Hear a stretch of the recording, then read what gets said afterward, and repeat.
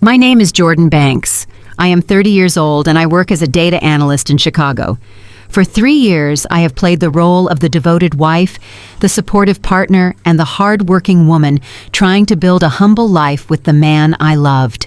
I cooked his meals, I cleaned his clothes, and I dimmed my own light so he could shine. But tonight, as the cold October rain soaks through my thin pajamas and mixes with the mud on my knees, I realize that my silence was the biggest mistake of my life. Take your trash and get out of my sight. The black garbage bag hit me square in the chest with enough force to knock the wind out of me.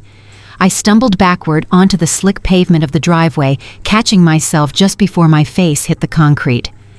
My mother-in-law, Wanda, stood in the doorway, towering over me like a vengeful giant.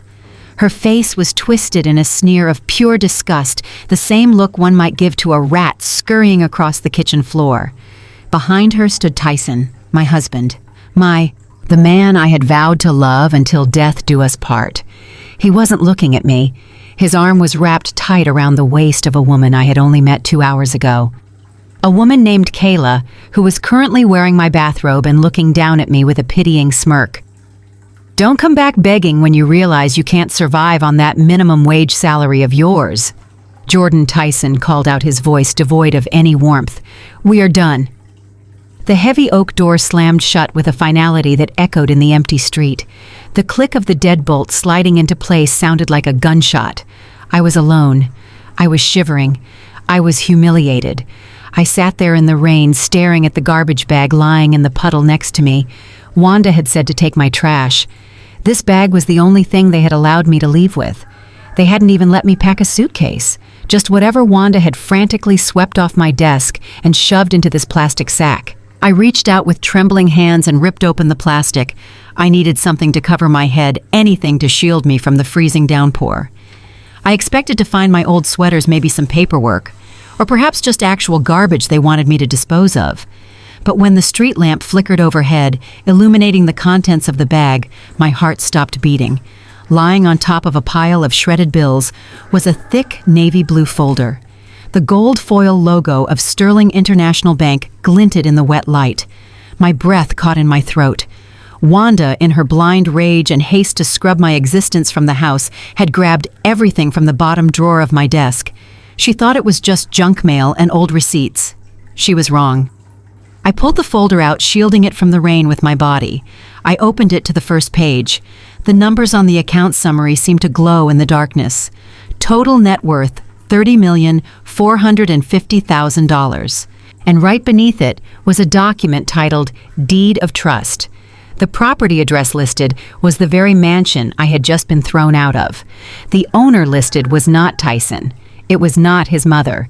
It was a limited liability company solely owned by me, Jordan Banks. A laugh bubbled up in my chest.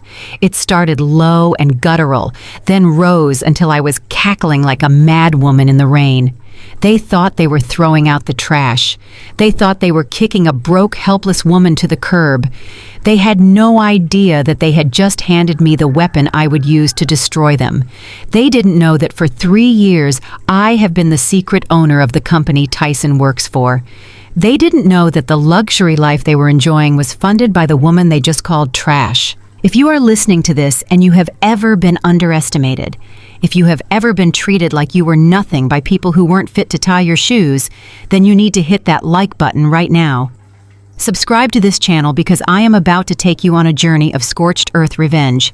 I am going to make them pay for every tear, for every insult, and for every second they made me feel small.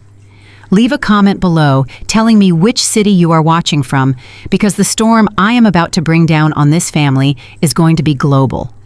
But to understand how sweet this victory is going to be, you have to understand the hell I just walked out of. Let me take you back exactly 2 hours. Let me take you back to the dinner that ended my marriage. The kitchen smelled of rosemary and roasted garlic. It was our 3rd anniversary, and I had spent the entire afternoon preparing Tyson's favorite meal: roast chicken with root vegetables, creamy mashed potatoes, and a chocolate lava cake for dessert. I had set the table with the good china, the ones we only used for Thanksgiving. I had even bought a bottle of wine that cost more than my weekly grocery budget. I checked my watch for the 10th time. Tyson was late. Again, I told myself it was work. He was a real estate manager, and he was always talking about closing big deals. He was always under so much pressure. I tried to be understanding. I tried to be the perfect wife. When I heard the front door unlock, my heart did a little leap. I smoothed down my dress, a simple black sheath dress I had bought on sale, and rushed to the foyer. Happy anniversary, baby. I started to say, the smile ready on my lips. The words died in my throat. Tyson wasn't alone. He walked in, followed closely by his mother, Wanda, his sister-in-law, Courtney, and a woman I had never seen before. The stranger was young, maybe 22, with bleached blonde hair and a pink dress that was so tight it looked like a second skin. She was clinging to Tyson's arm like a vine. "Hey," Tyson said, casually kicking off his shoes. "Mom and Courtney wanted to come over for dinner. And this is Kayla." I stood there frozen. The happy anniversary banner hanging in the dining room seemed to mock me. "Hello," I managed to stammer. "I didn't know we were having guests. I only made enough food for 2, but I can stretch it." Wanda didn't even say hello. She walked past me, sniffing the air with disdain. "It smells like burned garlic in here," she muttered. "Tyson, I told you to hire a private chef for tonight. You know how sensitive my stomach is to amateur cooking." My hands clenched at my sides. "Wanda, I followed your recipe. It's the one you gave me last Christmas." She waved her hand dismissively, her gold bracelets jangling. "Well, you must have done something wrong. You always do." Courtney, the woman who had married Tyson's older brother and acted like she was royalty because her father owned a chain of car dealerships, brushed past me next. She looked me up and down, her eyes lingering on my dress. "Oh, Jordan." Courtney sighed, a fake sympathetic smile plastered on her face. "Is that the same dress you wore to the office Christmas party 3 years ago?" "You really need to update your wardrobe. It is embarrassing for Tyson to be seen with someone who dresses like a librarian on a budget." I swallowed the lump in my throat. "We are saving money, Courtney. We want to pay off the mortgage." Courtney laughed, a high-pitched, cruel sound. "Oh, honey, there is no we. When it comes to finances, is there? Tyson makes the money. You just spend it on whatever this is." She gestured vaguely at my outfit. I looked at Tyson, waiting for him to defend me, waiting for him to say that I worked hard, that I contributed, that I was his wife. He didn't even look at me. He was busy pulling out a chair for Kayla. "Sit here, babe," he said to her, his voice dripping with a tenderness he hadn't shown me in years. "Let me get you a drink." "Babe." The word hung in the air, heavy and suffocating. "Tyson," I said, my voice trembling. "Who is she?" Kayla looked up at me, popping a piece of gum in her mouth. "Oh, I am the upgrade," she said simply. "Excuse me?" I asked, blinking. Wanda stepped between us, shielding Kayla as if I were about to attack her. "Don't play dumb, Jordan," Wanda snapped. "Tyson needs a real woman, a woman who comes from a good family. Kayla's father is the CEO of Titan Construction. She has connections, she has class, she has a future. And what do I have?" I asked, feeling the tears pricking my eyes. "I have been his wife for 3 years. I have supported him when he had nothing." "That is the problem," Courtney interjected, pouring herself a glass of the wine I had bought. "You are a reminder of his struggling phase, Jordan. You are a data analyst. You sit in a cubicle and crunch numbers for peanuts. Tyson is a rising star in the real estate world. He needs a wife who can elevate his status, not drag him down to the clearance rack at Walmart." I looked at Tyson again. He was pouring wine for Kayla, ignoring me completely. "Tyson, tell them to stop," I whispered. "Please, it is our anniversary." Tyson finally turned to me. His eyes were cold, empty. "Actually, Jordan, that is what we need to talk about." He reached into his jacket pocket and pulled out a folded stack of papers. He tossed them onto the dining table right next to the roast chicken I had spent hours preparing. The papers slid across the polished wood and stopped right in front of me. I looked down. At the top of the page in bold black letters were the words, "Petition for dissolution of marriage." "I want a divorce," Tyson said casually as if he were ordering a pizza. "And I want you out of the house. Tonight." "But this is my house too," I stammered. "My name is on the deed." Tyson laughed. He actually laughed. "Your name is on the mortgage debt, Jordan," he sneered. "But let's be real, you can't afford this place. You can't even afford the utilities without my check. I have already talked to my lawyer. Since you brought 0 assets into this marriage, you leave with 0 assets." Kayla giggled. "It is only fair, sweetie. You should go find a nice mechanic or a carpenter, someone more your speed. Tyson is out of your league," Courtney chimed in, taking a sip of wine. "Honestly, Jordan, take the hint. We are trying to do this civilly. Tyson has a reputation to maintain. He can't have a wife who looks like she buys her shoes at a thrift store. It is bad for optics." I felt a fire ignite in my belly. It wasn't sadness anymore. It was rage, pure, white-hot rage. They were sitting at my table, drinking my wine, eating the food I cooked, and discussing my eviction as if I were a squatter. They judged me by my silence. They judged me by the simple clothes I chose to wear to avoid drawing attention to my wealth. They judged me by the job title I kept to stay grounded. They thought I was weak because I was kind. I looked at the divorce papers. I looked at Tyson fawning over the mistress. I looked at Wanda and Courtney looking at me with pure malice. "You want me to sign this?" I asked, my voice steady. "Yes," Tyson said. "Sign it and get out. Kayla is moving in tonight." I didn't scream. I didn't cry. I didn't beg. I picked up a pen from the counter. "Okay," I said. The room went silent. They had expected a fight. They had expected tears. They weren't ready for my calm. I signed the papers with a flourish. I put the pen down. "Done," I said. Wanda looked suspicious. Just like that. "You aren't going to make a scene. I have nothing to say to people who don't listen," I replied. "Then get packing," Wanda barked, pointing to the stairs. "You have 10 minutes before I call the police and have you removed for trespassing. And don't you dare take anything that Tyson paid for, which I assume is everything of value in this house." I walked up the stairs, feeling their eyes burning into my back. I could hear Kayla asking if she could redecorate the master bedroom immediately. I heard Courtney laughing, saying that I was probably going to move back in with my parents in the ghetto. I went to my office first. I needed my laptop. I needed my security tokens to access my offshore accounts. But when I opened the door, Wanda was already there. She had a black garbage bag in her hand. She was sweeping the contents of my desk into it. "What are you doing?" I yelled, rushing forward.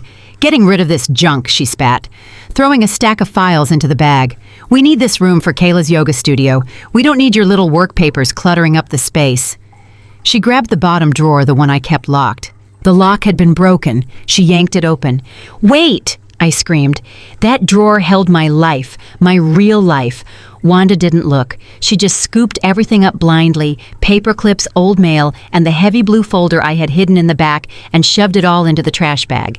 "There," she said, tying the knot tight. "That is all you get. Now get out." She shoved the bag into my chest, pushing me toward the stairs. And that brings us back to the rain, to the mud, to the moment I realized that in her greed and hatred, Wanda had accidentally given me everything I needed to destroy her son. I closed the blue folder and wiped the rain from my face. I stood up. I wasn't Jordan, the poor wife, anymore. I wasn't Jordan, the data analyst. I walked toward the end of the driveway, dragging the bag behind me. I pulled out my phone, which had thankfully been in my pocket. I dialed a number I hadn't called in 3 years. The voice on the other end picked up on the first ring. "Sterling Investments." Alexander speaking. "Hello, Alexander," I said, my voice cutting through the sound of the rain.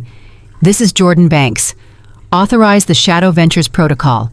I am activating the buyout clause for the property on Oak Creek Drive." There was a pause on the line, then a professional, crisp reply. "Ms. Banks, we have been waiting for your call. Should we initiate the foreclosure process on the current tenants?" I looked back at the house. I could see the warm glow of the lights in the dining room. I could see their silhouettes raising a toast. "Not yet," I whispered. "Let them enjoy their dinner, but freeze all of Tyson's credit cards. And Alexander, yes, Ms. Banks. Buy the debt on his car too. I want him walking to work by Monday." I hung up the phone. The rain didn't feel cold anymore. It felt like a baptism. My husband forced me into a divorce. My mother-in-law threw me out with the trash. But they forgot one thing. One man's trash is another woman's treasure. And my treasure just turned into their worst nightmare. The white envelope hit the mahogany table with a sharp slap that silenced the room. It slid across the polished wood, knocking over the salt shaker and coming to a stop just inches from my hand. I stared at it. The paper was thick, expensive legal stock, the kind used for serious business, or in this case, the business of ending a life. "Read it." Tyson said, his voice cold and detached. "It is standard. Irreconcilable differences." I reached out and picked up the document. My hands were steady, which surprised me. I flipped to the second page where the division of assets was outlined. My eyes scanned the legal jargon, but the meaning was brutally clear. It wasn't just a divorce settlement. It was an eviction notice. It was a robbery. Section 4, Clause B. The wife hereby waives all rights to the marital residence located at 4500 Oak Creek Drive. Section 5, Clause A. The wife acknowledges that she has made no significant financial contribution to the household and waives all claims to spousal support or alimony. I looked up at Tyson. He was swirling the red wine in his glass, avoiding my gaze. He looked like a man who was bored, not a man who was destroying his wife's future. "You want me to leave with nothing?" I said, my voice flat. 3 years, Tyson. I put my entire paycheck into the joint account every month. I paid for the groceries, the utilities, the insurance. Tyson slammed his wine glass down. The dark red liquid splashed onto the white tablecloth, staining it like blood. "Your paycheck," he scoffed. "Jordan, be realistic. Your little salary barely covers the gas for my car. You call that a contribution? I am the one closing million-dollar deals. I am the one carrying this family on my back. And you know what? My back is breaking." He stood up and began to pace around the dining room, his agitation growing. This was the Tyson I knew, the volatile, arrogant man who crumbled the moment things got tough. "You want to know the truth, Jordan? You want to know why we are doing this tonight on our anniversary?" "Because I am drowning," he roared, pointing a finger at my chest. "I made some bad calls. I leveraged everything on that downtown commercial project, and the market tanked. I am $3 million in the hole, Jordan. $3 million. And the creditors are not asking nicely anymore."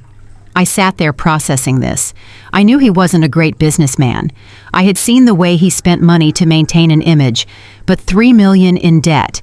He had been gambling with money he didn't have. "And let me guess," I said calmly, "you tried to use the house as collateral." Tyson stopped pacing. He looked at me with a mix of shock and anger. "I did what I had to do," he spat. "I took out a second mortgage. Or I tried to. But the bank is giving me hell about the paperwork. They need clear title. And that is where Kayla comes in." He gestured to the woman sitting next to him. Kayla smiled, popping her gum again. She didn't look like a savior. She looked like a spoiled child who had just been bought a new toy. "Kayla's father is Big Jim Reynolds," Tyson said, his voice dropping to a reverent whisper. "The owner of Titan Construction. He has agreed to bail me out. He is going to cover the debt and put me on the board of directors." I looked at Kayla. "So that is the deal I asked. He marries you and Daddy pays his bills?" Kayla shrugged, examining her manicure. "Tyson is hot, and my dad says I need a husband who looks good in a suit. It is a win-win. Plus, I have always wanted this house. It has good bones, even if the decor is tragic." Wanda leaned forward, her eyes narrowing. "Listen to me, Jordan. You are sinking ship. Tyson needs a lifeboat. You are holding him back. If he stays with you, he goes bankrupt. He loses his reputation. He becomes a nobody. With Kayla, he becomes royalty." Courtney chimed in, picking at her salad. "It is just business, Jordan. Don't be emotional. You are young. You can go back to whatever it is you were doing before. Living in a studio apartment, eating ramen noodles. That is your level. This life. It was always just a loner for you. A loner." I looked down at the divorce papers again. They truly believed this. They believed that I was the parasite. They believed that without Tyson, I would crumble into dust. Tyson leaned over the table, his face close to mine. I could smell the expensive scotch on his breath. "Sign the papers, Jordan. If you sign now and walk away quietly, I will let you take your personal items. If you fight me, I will drag this out in court until you are buried in legal fees you can't afford. I will ruin you. I have the best lawyers in the city. You have Nothing. He slid a black fountain pen across the table toward me. It was a Mont Blanc pen. I had bought it for him for his birthday last year. I had saved for 3 months to afford it. Now he was using it to sign me out of his life. I picked up the pen. The weight of it felt familiar in my hand. I looked at the clause about the house again. The house that was owned by my LLC, the house that he thought he had mortgaged. He was so desperate, so blinded by his own ego that he didn't even realize he had committed fraud by trying to leverage a property he didn't legally own. He had forged my signature on those bank documents, hadn't he? That was why the bank was giving him hell. They knew. If I signed this divorce paper, I wasn't just freeing myself. I was handing him a rope to hang himself. He thought this document gave him the house. In reality, it severed the only legal protection he had. Once we were divorced, he would have zero claim to the property. He would be trespassing on my land. And when the bank came calling for that $3 million, he wouldn't have a house to sell. He wouldn't have a wife to blame. He would have nothing but a very angry father-in-law and a new wife who only wanted him for his image. I felt a cold calm wash over me. It was the same feeling I got when I analyzed complex data sets and found the fatal error in a code. I uncapped the pen. Tyson held his breath. I could see the sweat beading on his forehead. He expected me to scream. He expected me to throw the wine in his face. He expected me to beg him to stay, because that is what victims do. But I wasn't a victim, not anymore. I put the pen to the paper. The ink flowed smoothly dark and permanent. I signed my name in a clean, sharp cursive. Jordan Banks. I flipped to the last page and signed again. And again. Initial here. Sign there. The only sound in the room was the scratching of the nib against the paper. Wanda looked at Courtney, exchanging a confused glance. They were disappointed. They wanted a show. They wanted to see me broken. I capped the pen and set it down gently on the table. There, I said. I pushed the papers back toward Tyson. Tyson blinked. He picked up the documents, scanning them, as if looking for a trick. He looked up at me, his brow furrowed. You just signed?" he asked, suspicion creeping into his voice. "Just like that. You aren't going to fight for the house. You aren't going to ask for money." I stood up, smoothing down the front of my dress. "You said it yourself, Tyson," I said, my voice steady and cool. "I have nothing to offer you. You found your savior. Who am I to stand in the way of true love and a bailout check?" I looked at Kayla. "Good luck with him, honey. He snores, he leaves wet towels on the bed, and he is $3 million in debt. But I am sure your daddy can fix all of that." Kayla narrowed her eyes, but she didn't say anything. Tyson stood up, puffing out his chest, trying to regain his dominance. "You are acting weird," he said. "You are too calm." "What are you planning, Jordan?"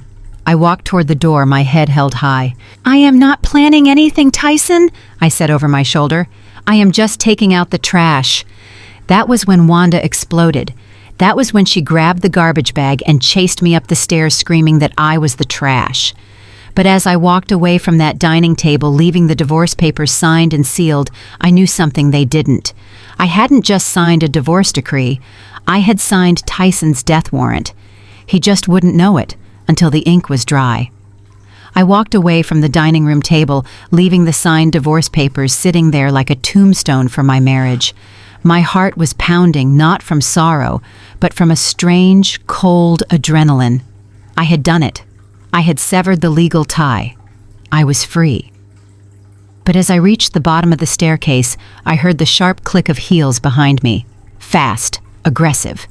You think you can just walk away like you are some kind of queen? It was Wanda. Of course it was Wanda. She couldn't let me have the last word. She couldn't stand the fact that I hadn't fallen to my knees and begged her son to keep me. To a woman like Wanda, dignity in a poor person was offensive. It was an insult to her hierarchy.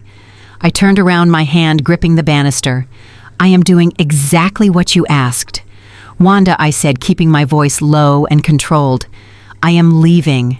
I am going upstairs to pack my bag, and then I will be out of your hair forever." Wanda stopped at the foot of the stairs, her face flushed with wine and rage. She looked like a caricature of a villain, her expensive silk blouse straining as she heaved a breath.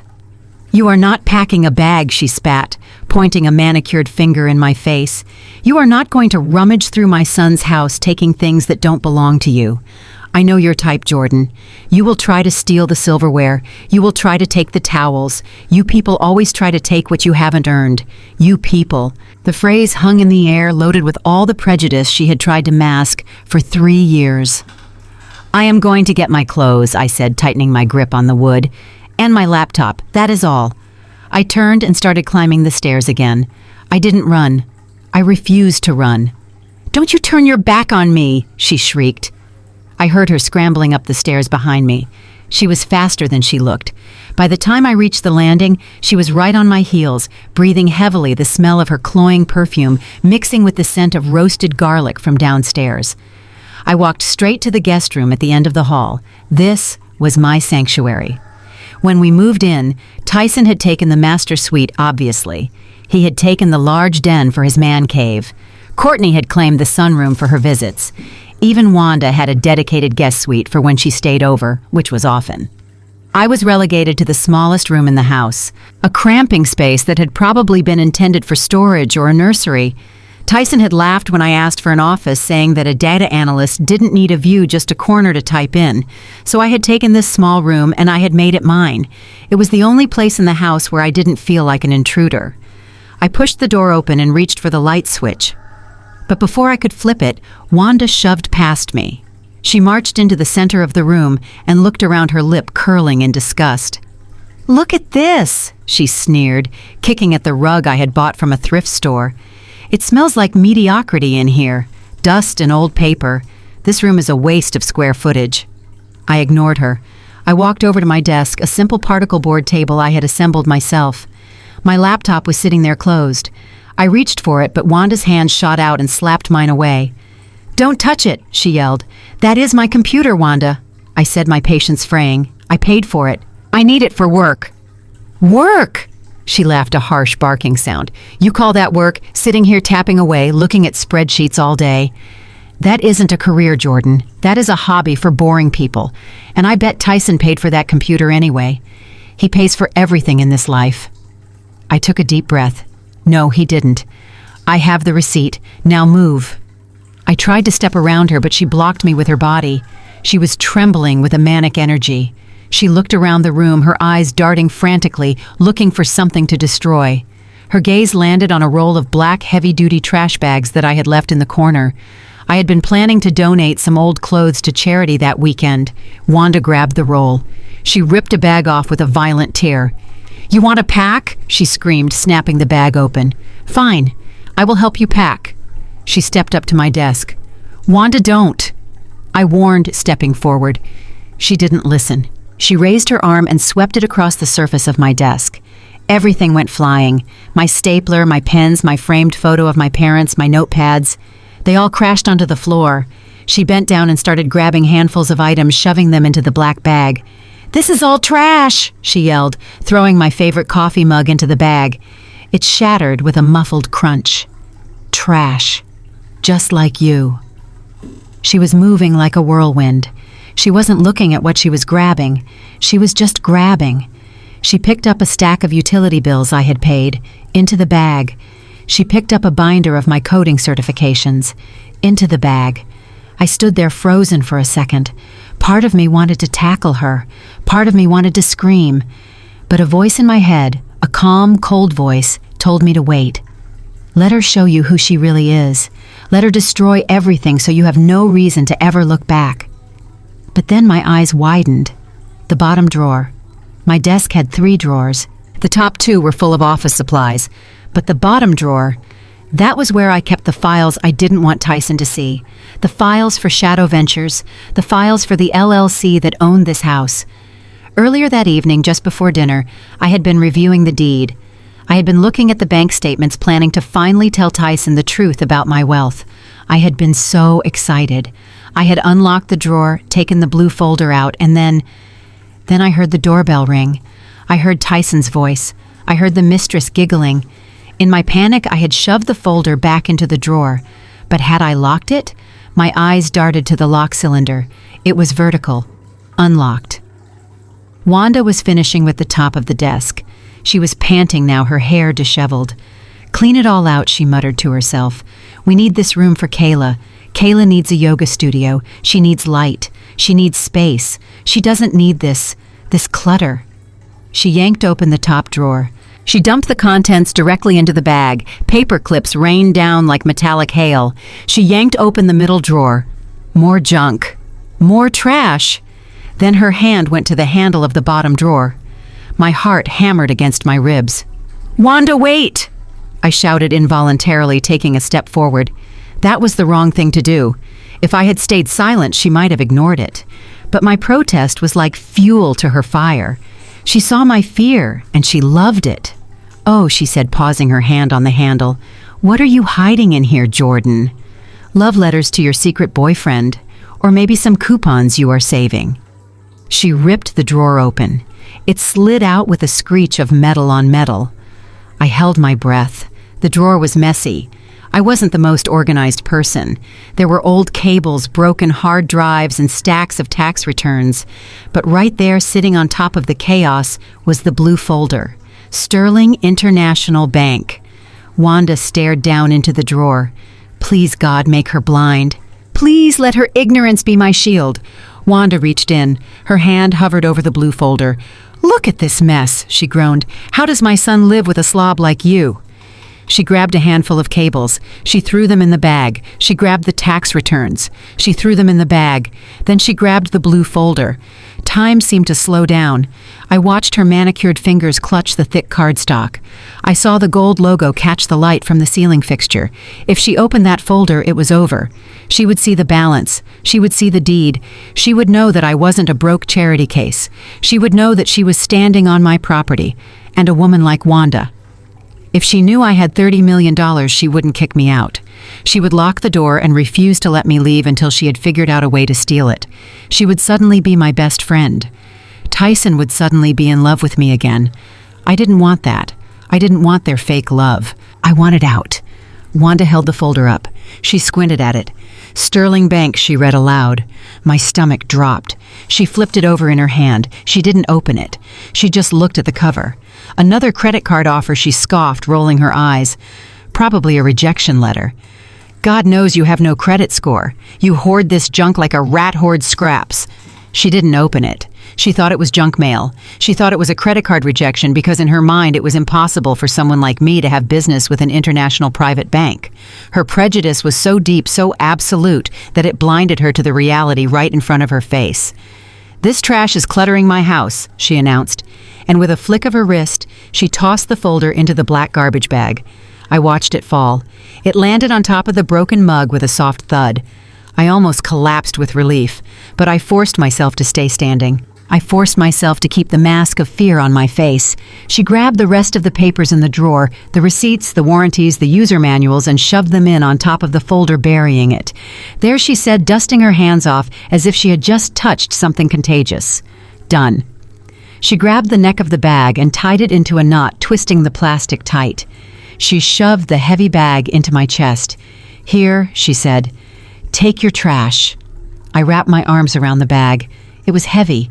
It was full of my memories, my work, my dignity, and buried deep inside it was the key to my freedom. "Now get out," she ordered, pointing to the door. I didn't move fast enough for her. "Move," she shrieked, and she pushed me. She actually put her hands on my shoulders and shoved me toward the hallway. I stumbled, clutching the bag. I walked down the hallway, the bag bumping against my legs. I could hear Kayla and Tyson laughing downstairs. They were probably toasting to their future. Wanda was right behind me, herding me like cattle. "Don't stop walking," she yelled. We reached the top of the stairs. I navigated them carefully, terrified that if I fell, the bag would rip open and the secret would spill out onto the foyer floor. When we reached the bottom floor, Tyson looked up from the dining room table. He had a glass of champagne in his hand now. Leaving already, he called out, a smirk on his face. "Don't forget to return the house key." I didn't say a word. I reached into my pocket, pulled out the key, and dropped it on the hallway table. It landed with a heavy clatter. "Good riddance," Courtney called out from the table, raising her glass. Wanda shoved me again, harder this time, pushing me toward the heavy oak front door. I opened the door. The sound of the rain was deafening. It was a torrential downpour, a sheet of water falling from the black sky. The wind howled, blowing wet leaves into the foyer. I hesitated. It was freezing out there. Wanda didn't care. "Out!" she screamed. She gave me one final shove. I stumbled over the threshold, losing my footing on the wet brick. I fell forward, my knees hitting the concrete driveway hard. The bag flew from my hands and landed in a puddle. The door slammed shut behind me. I heard the lock turn. I was outside. The rain soaked through my clothes in seconds. The cold bit into my skin. My knees were bleeding. But as I looked at that black trash bag lying in the mud, I wasn't crying. Wanda had just cleaned house. She had removed everything she thought was trash. But she had made a fatal error. She had thrown away the only thing that mattered. I crawled over to the bag. The rain blurred my vision, but I could feel the shape of the folder through the plastic.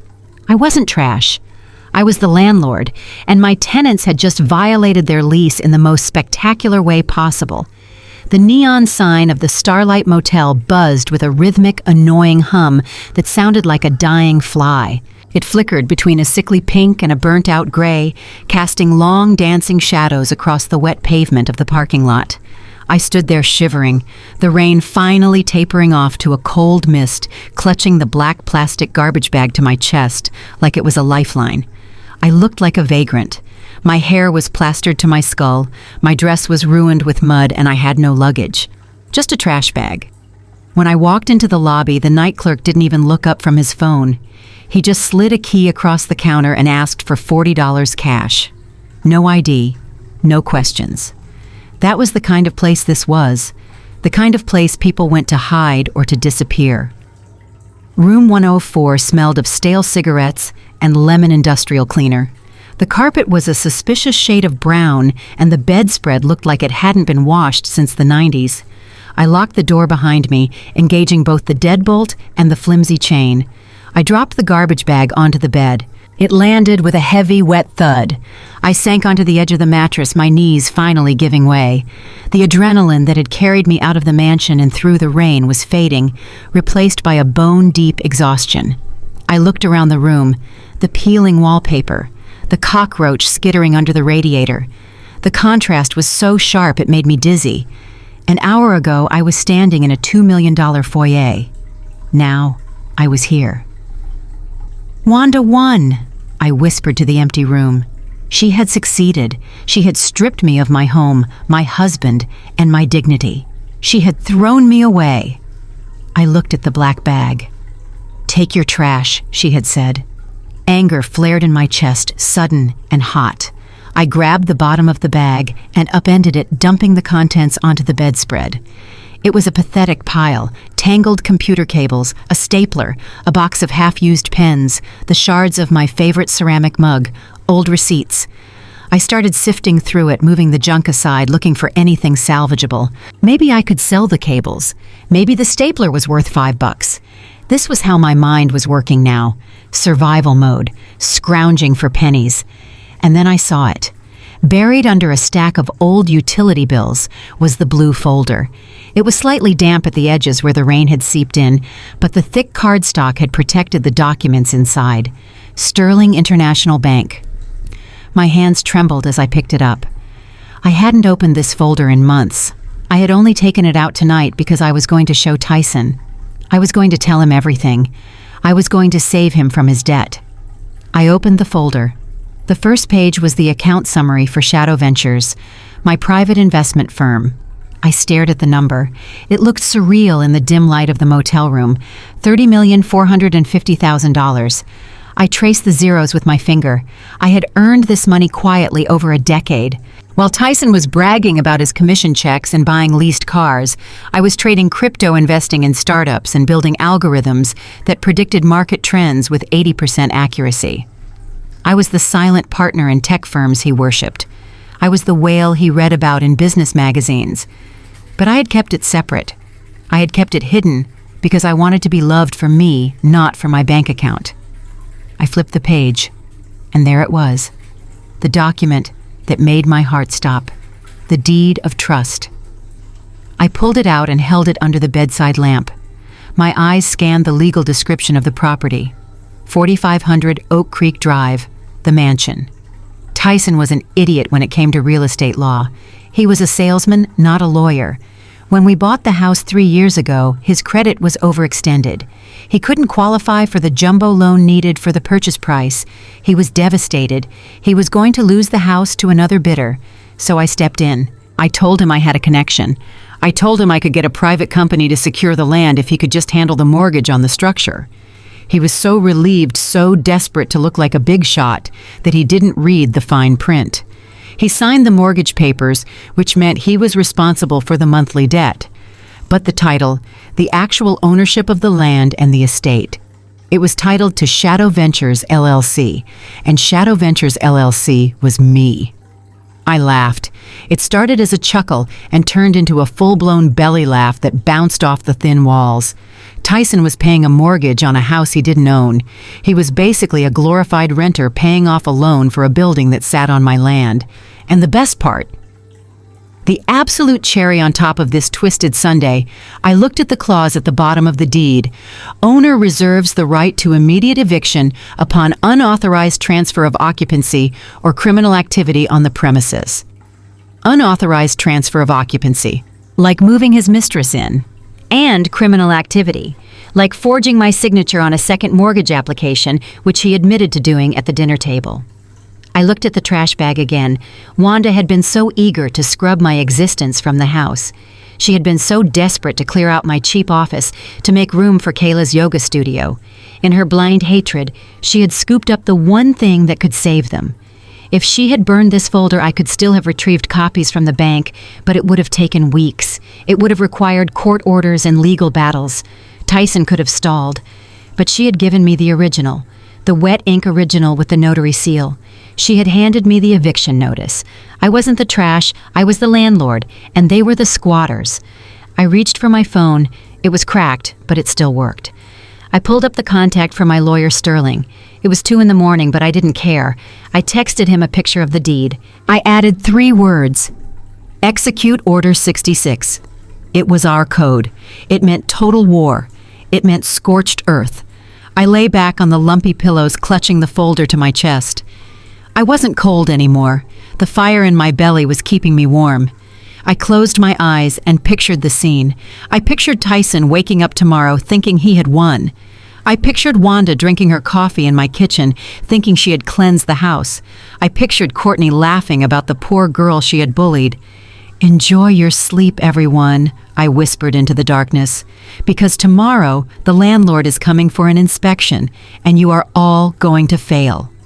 The sun sliced through the thin curtains of the Starlight Motel like a laser beam hitting me right in the eyes. I groaned and rolled over, burying my face in the scratchy pillow that smelled of cheap detergent and old smoke. For a split second, just that space between sleep and awake, I forgot where I was. I reached out expecting to feel the high thread count sheets of my king-sized bed.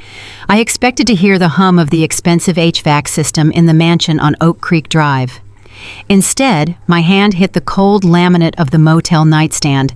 The reality crashed down on me.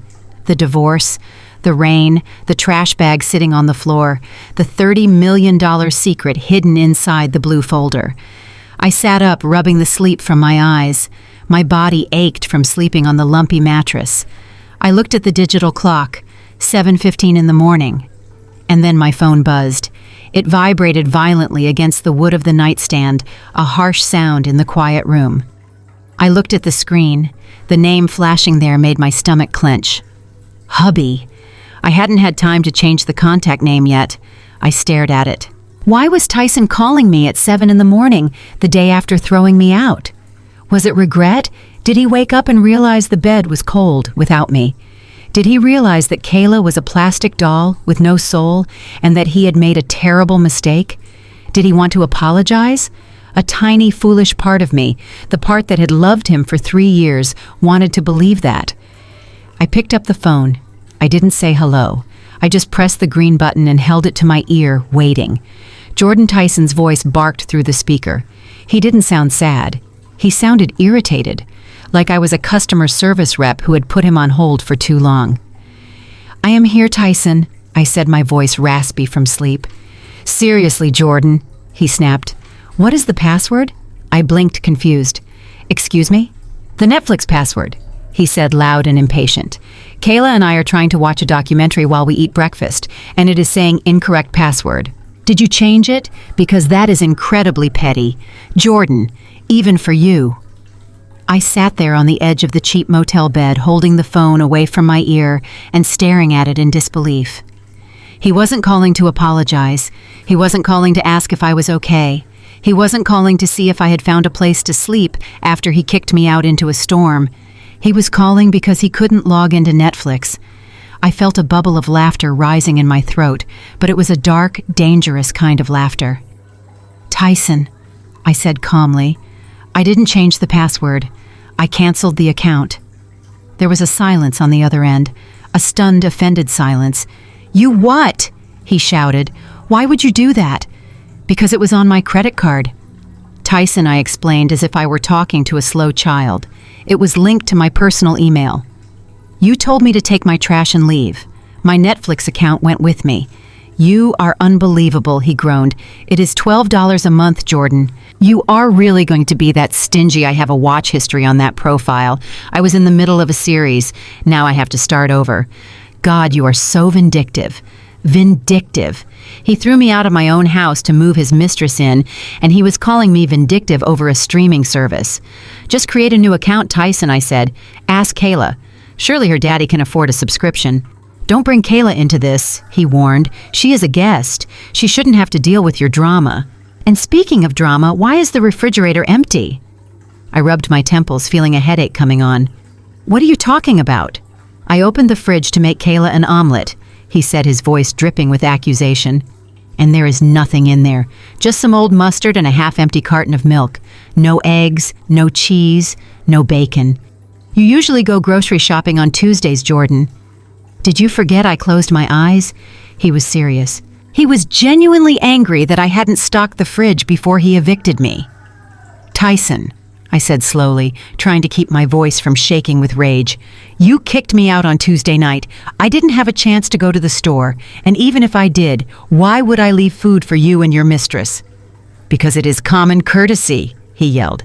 You knew you were leaving. You could have at least left us breakfast.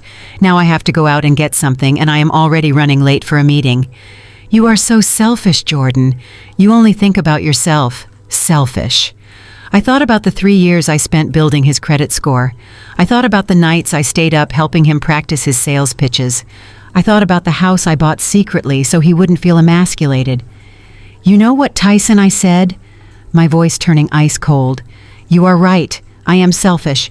So solve your own problems. Go to the store, buy your own eggs. And while you are at it, buy a clue. I hung up the phone. My hand was shaking, not from sadness anymore, but from the sheer audacity of this man. I had spent 3 years worshiping a narcissist who didn't even see me as a human being. To him, I was just an appliance. I was a dishwasher, a grocery shopper, a Netflix account provider. And when the appliance stopped working, he just got angry. I tossed the phone onto the bed. Ding! A text message notification chimed. I picked the phone back up. It wasn't Tyson this time. It was Courtney, my lovely sister-in-law. I opened the message. It was a wall of text, a solid block of gray on the screen. Listen to me, you little gold digger, the message began. I sat back against the headboard and read, Tyson just told me you are being difficult about the household accounts. Let me make something very clear to you. I have already spoken to the family attorney. If you try to come back here, if you try to claim spousal support or ask for a single dime from my brother, we will bury you. We know you don't have money for a lawyer. We know you are desperate. But if you try to squeeze money out of Tyson, I will make it my personal mission to ruin you. I will dig up dirt on you. I will make sure you never get a job in this city again. Be smart. Walk away. Don't poke the bear.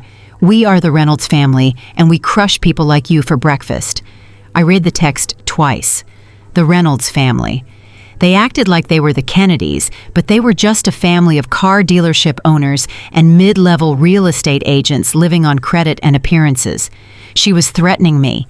She was threatening to ruin my career. She was threatening to crush me, and she thought I was broke. I looked at the blue folder sitting on the bed next to me. I picked up the phone and typed a reply to Courtney. I didn't argue. I didn't defend myself. I didn't threaten back. I typed 2 words, "Watch me," and then I blocked her number. I stood up and walked to the small, dirty mirror hanging over the dresser. I looked at myself. My eyes were puffy. My hair was a mess. I was wearing a wrinkled dress that smelled like rain and mud. But beneath the grime, I saw something new in my eyes. The sadness was gone. The heartbreak was gone. Tyson calling about Netflix and Courtney texting threats had done something for me. They had killed the last tiny lingering bit of hope I had for reconciliation. They had shown me that there was nothing worth saving in that family. They were rot. Pure rot. And you don't argue with rot. You cut it out.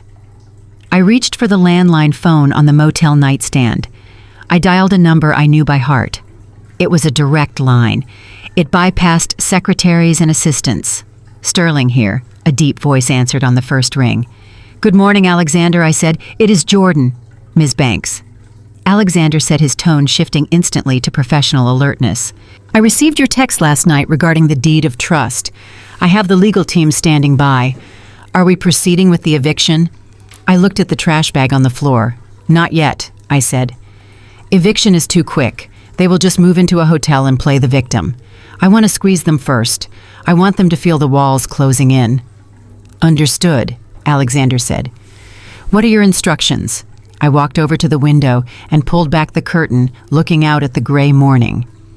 "Tyson mentioned he is drowning in debt," I said. $3 million. Most of it is probably high-interest loans and credit cards." "Correct," Alexander replied. "We ran a preliminary check on his financials this morning. He is leveraged to the hilt.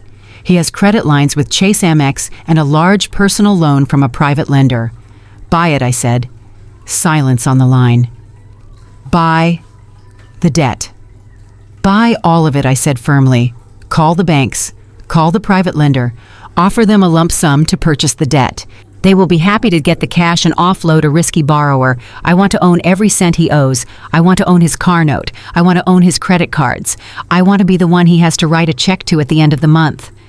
"It will be expensive, Ms. Banks," Alexander warned. "You will be paying premiums. Do I have the liquidity I asked?" Alexander chuckled. "Ms. Banks, you have $30 million in liquid assets in this account alone. You could buy his debt 10 times over and still buy a private island for lunch. Then do it," I commanded. And Alexander, "Yes. Once we own the debt, call the loans. All of them. Invoke the immediate repayment clauses. Freeze his assets.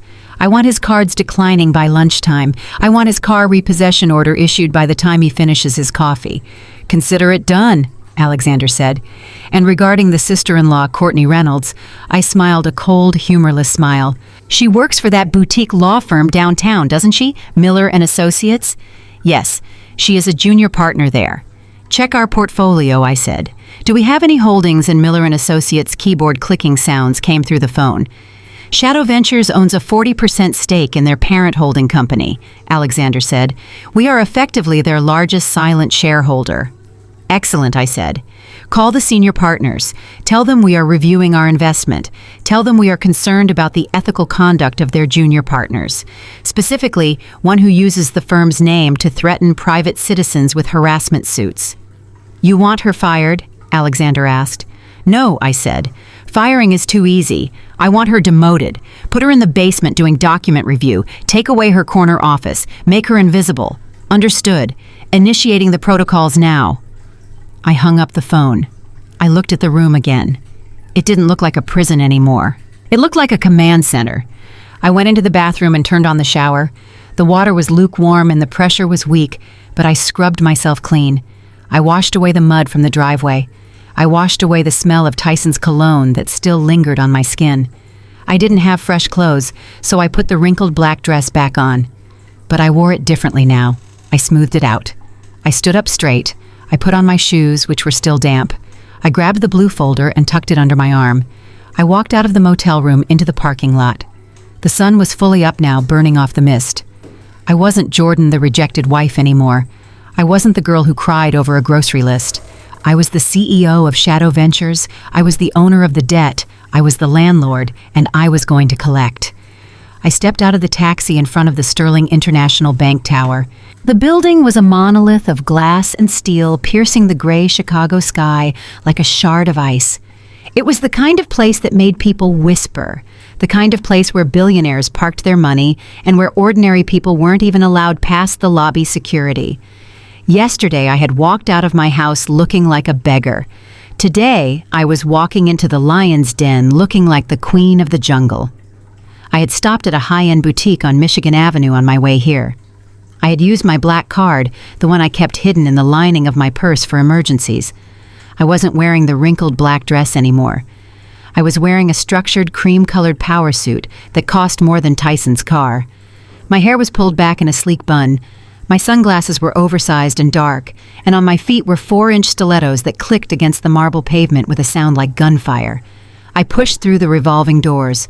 The lobby was silent and cold. A security guard stepped forward, his hand raised. "Excuse me, ma'am," he said, his eyes scanning me for an appointment badge. "Do you have business here?" I didn't stop walking. I didn't even look at him. "Tell Alexander Sterling that Jordan Banks is here," I said, my voice echoing in the vast space. "And tell him I am not in the mood to wait." The guard hesitated. He looked at my shoes. He looked at the way I carried myself. He saw something in my posture that made him reconsider his authority. One moment he stammered, reaching for his radio. 2 minutes later, the private elevator doors slid open. A young woman with a terrified expression ushered me inside. "Mr. Sterling is expecting you on the 45th floor," she whispered. I stepped inside and watched the numbers climb. With every floor, I felt a layer of the old Jordan peeling away. The Jordan who cooked roast chicken for an ungrateful husband was gone. The Jordan who let her mother-in-law insult her was gone. The Jordan who hid her brilliance to make a mediocre man feel secure was dead and buried. The doors opened. Alexander Sterling stood at the end of the hallway.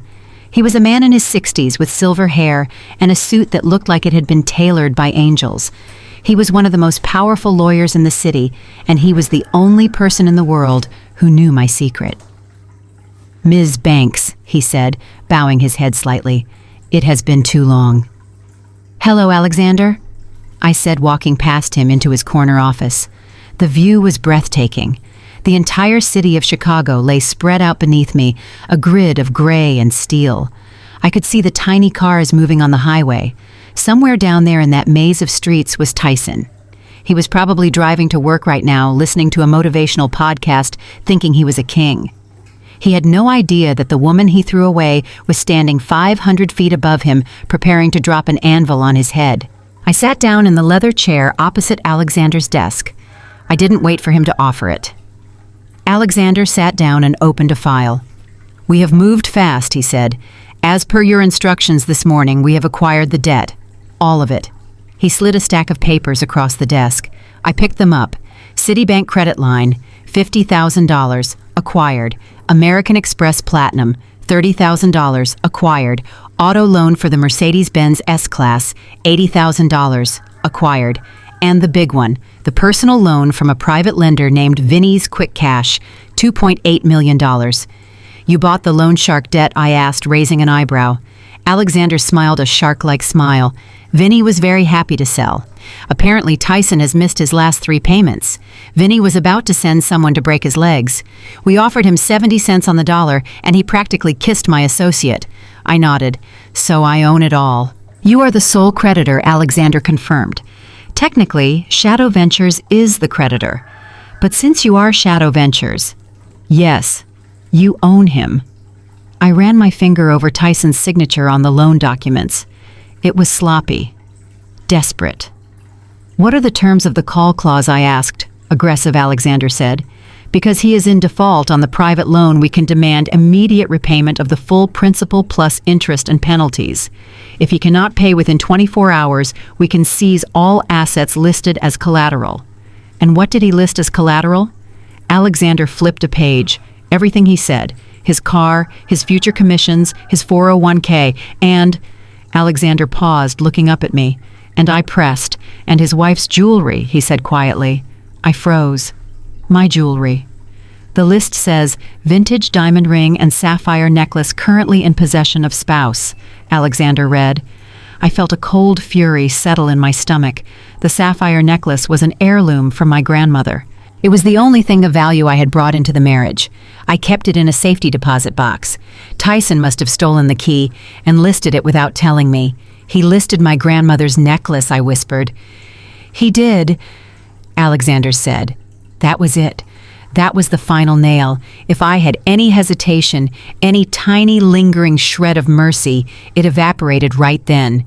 He hadn't just betrayed me. He had tried to sell my history, my legacy, to pay for his gambling and his mistress. Execute it, I said, my voice hard as diamond. Now, Alexander asked. Right now, I said. Send the demand letter.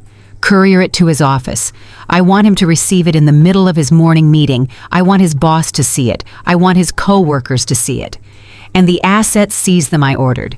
Tow the car, freeze the accounts, and Alexander, yes, Ms. Banks. I want a lien on his future wages. I want 50% of every dollar he earns for the rest of his life until this debt is paid off. Alexander typed something into his computer. That is a life sentence, Ms. Banks. With the interest rates we are applying, he will never pay this off. He will be working for you forever. Good, I said, standing up. He wanted a sugar mommy. Now he has a loan shark. I walked over to the window and looked down at the city again. What about the house? Alexander asked. The deed of trust. The house is the final act, I said. Let him think he still has a roof over his head. Let him think he has a safe haven. Let him marry Kayla. Let him have his big wedding in the garden. And then when he is at his happiest, when he thinks he has gotten away with it all. I turned back to Alexander. Then we take the house. Alexander nodded, closing the file. It will be a pleasure doing business with you, Ms. Banks. I walked out of the office. As I stepped back into the elevator, I caught a glimpse of myself in the mirrored wall. The woman staring back at me wasn't just rich. She wasn't just powerful. She was dangerous. Tyson had wanted a trophy wife. He had wanted someone who looked good on paper. Well, he was about to find out that paper cuts can be fatal. I adjusted my sunglasses and watched the doors close. The hunt was on. 3 days later, I stood in front of a floor-to-ceiling mirror in the penthouse suite of the Ritz-Carlton. The woman staring back at me was a stranger. I was wearing a custom-made gown from Paris. It was a deep, shimmering emerald green silk that hugged every curve of my body before cascading down into a dramatic train. The fabric looked like liquid money. My hair, which I usually wore in a practical bun, was styled in cascading waves that fell over one shoulder. Around my neck sat a diamond choker that cost more than the entire house I had just been kicked out of. But the most important piece of my ensemble was the mask. It was a Venetian masquerade ball after all. The annual Shadow Ventures Charity Gala was the most exclusive event in Chicago. Tickets were $5,000 a plate, and they were sold out months in advance. The theme this year was Midnight in Venice. I adjusted the mask. It was made of gold filigree adorned with real emeralds that matched my dress. It covered the upper half of my face, leaving only my eyes and my mouth visible. My eyes, which were usually soft and brown, were now framed by smoky makeup and sharp eyeliner, giving me a predatory gaze. My lips were painted a deep crimson. I looked like a villain. And tonight, I was going to be one. I turned to Alexander Sterling, who was standing by the door, looking dapper in a tuxedo and a simple black domino mask. "Are they coming?" I asked. Alexander checked his watch. Their limousine just pulled up. They used the VIP entrance pass you sent them. I smiled. It was a cold, tight smile. I had sent the invitation anonymously. I knew Tyson's ego. I knew Courtney's desperate need to climb the social ladder. They wouldn't question a mysterious VIP invite. They would assume that someone had finally recognized their greatness. They would assume they belonged here. "Let them in," I said, "and bring them to me." I walked out of the suite and took the private elevator down to the ballroom. The room was a sea of masks and tuxedos. A live orchestra was playing Mozart. Waiters in white gloves were circulating with trays of champagne and caviar. The air smelled of expensive perfume and old money. I moved through the crowd. People turned to look at me. They didn't know who I was, but they knew I was important. The way I walked, the way the staff bowed their heads as I passed it all, signaled power. I took my position in the VIP alcove, a raised area with velvet ropes that overlooked the dance floor. This was the throne room. From here, I watched them enter. Tyson walked in first.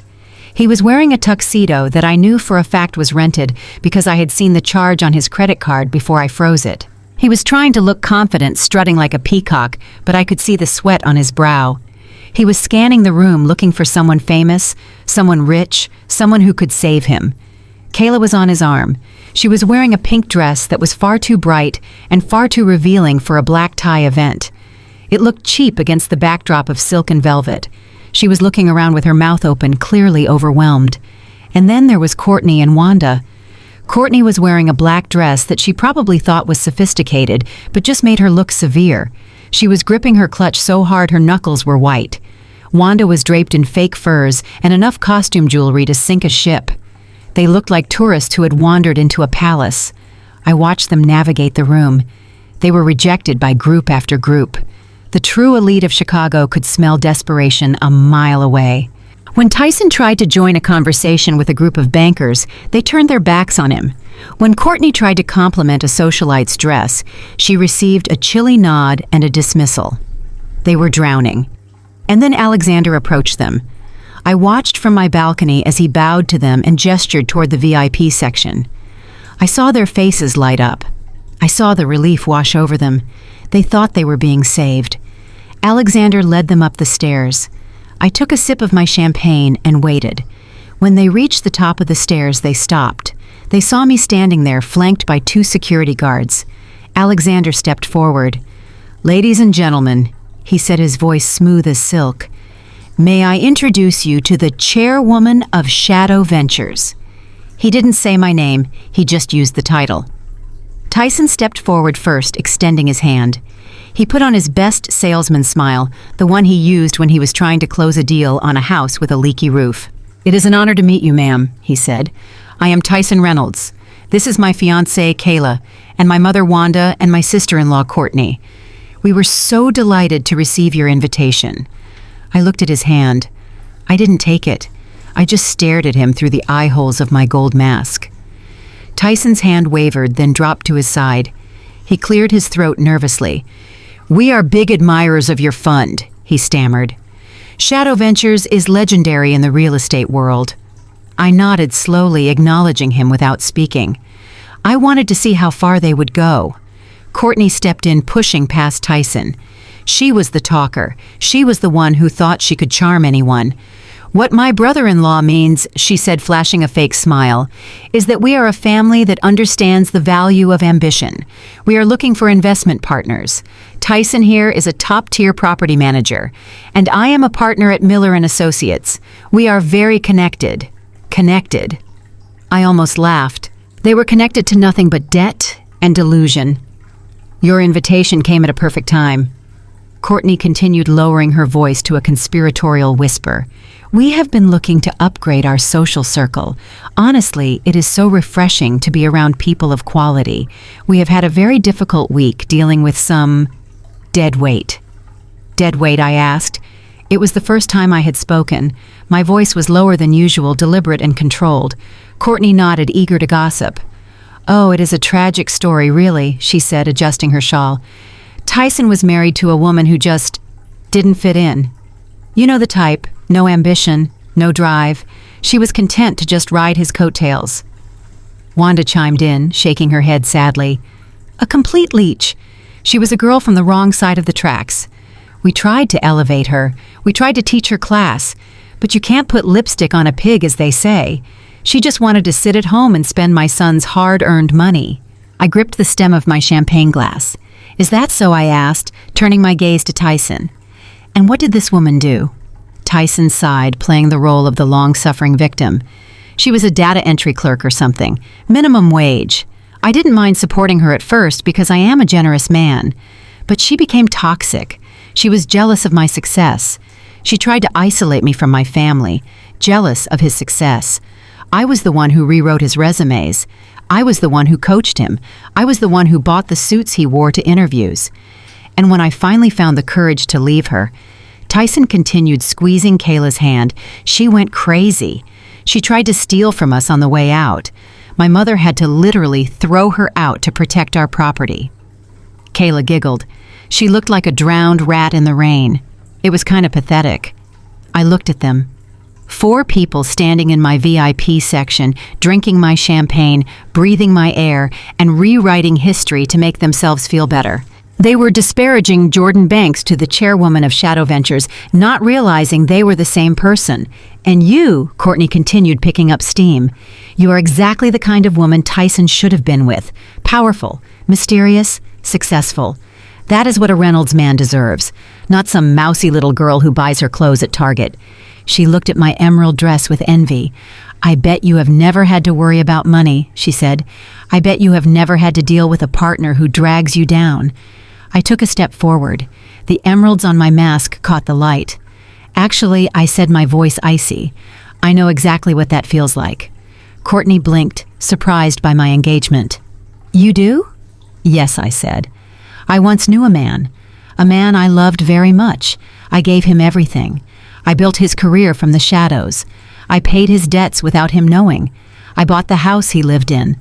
I let him shine while I stood in the dark." Tyson frowned. He looked uncomfortable. The story sounded familiar, but he couldn't place it. He was too drunk on his own ego to see the truth. "And what happened?" Kayla asked, chewing her gum. "Did he cheat on you?" "He did," I said, looking directly at Tyson. "He brought his mistress to our anniversary dinner. He served her the wine I bought. He let his family insult me at my own table." The air in the VIP alcove grew heavy. The music from the orchestra seemed to fade away. Wanda looked at Courtney. Courtney looked at Tyson. They were starting to feel it. A prickle of unease, a sense of déjà vu. "That is terrible," Wanda muttered, clutching her pearls. "Men can be dogs. But surely you got revenge. A woman of your stature." "Revenge?" I asked, tilting my head. "No, I don't believe in revenge." They relaxed visibly. "I believe in justice," I said. I took another step closer to Tyson. I was so close I could smell the cheap cologne he was wearing to mask the scent of his fear. "Tell me, Tyson," I whispered, "this ex-wife of yours, did she ever mention the name Shadow Ventures to you?" Tyson went pale. He shook his head. "No, never." "Why?" "Because I said, taking a slow sip of champagne, it seems she is the one who recommended you to us." Tyson's eyes went wide. "She did. But she is a nobody. How would she know you?" "Oh, she knows me very well," I said. "In fact, she is my closest advisor. She handles all of my personal assets, including my real estate holdings." Courtney gasped. She dropped her clutch. "Real estate holdings," Tyson squeaked. "Yes," I said, "specifically a property on Oak Creek Drive." The color drained from Tyson's face so fast he looked like a corpse. He stumbled back, bumping into a waiter. "Oak Creek Drive," he whispered. That is my house." "Is it?" I asked. "Are you sure?" "Because my records show that the house belongs to Shadow Ventures. And since you just told me that you kicked the woman who runs my assets out into the rain, I have to wonder." I paused, letting the silence stretch until it was screaming. "I have to wonder if you have any idea who you are talking to." Wanda made a choking sound. Courtney was frozen, her mouth opening and closing like a fish. "But you can't be..." Courtney stammered. "Jordan?" I reached up. Slowly, deliberately, I untied the silk ribbon at the back of my head. The gold mask fell away. I shook my hair out. I looked them dead in the eye. The makeup was different, the dress was different, the posture was different, but the eyes were the same. "Hello, family," I said. The scream that was building in Wanda's throat never made it out. She simply fainted. She collapsed into a heap of fake fur and costume jewelry right there on the VIP floor. Kayla shrieked, jumping back. "Oh my God, it is the trash lady!" Tyson looked like he was having a stroke. He looked at me, then at the mask in my hand, then back at me. His brain was trying to reconcile the image of his mousy wife with the powerful chairwoman standing before him. "Jordan," he croaked. You own Shadow Ventures?" I smiled. And this time it wasn't a cold smile. It was the smile of a predator who has just closed its jaws. "I own Shadow Ventures, Tyson." I stepped closer to him. "I own the bank that holds your credit cards.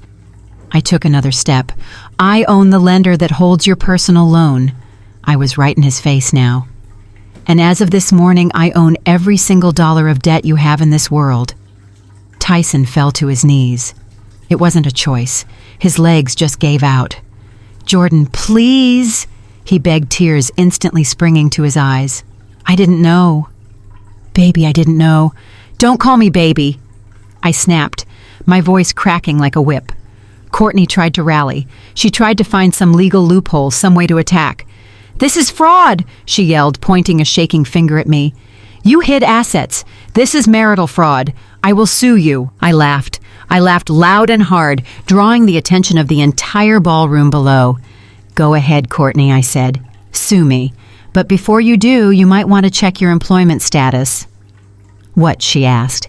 I made a call to the senior partners at Miller & Associates this morning, I said, checking my nails. They were very interested to hear about how their junior partner likes to send threatening text messages to innocent women. I believe you have been reassigned to the basement, document review, indefinitely. Courtney looked like I had slapped her. She staggered back, clutching her chest. I turned back to Tyson, who was still on his knees, weeping. Get up, I said with disgust. You are embarrassing me. Jordan, we can fix this, he blubbered, grabbing the hem of my emerald dress. I love you. I always loved you. Kayla meant nothing. She was just a business deal. Kayla gasped. You liar? She took off her high-heel shoe and hit him over the head with it. Tyson yelped, covering his head. I looked down at the circus I had created.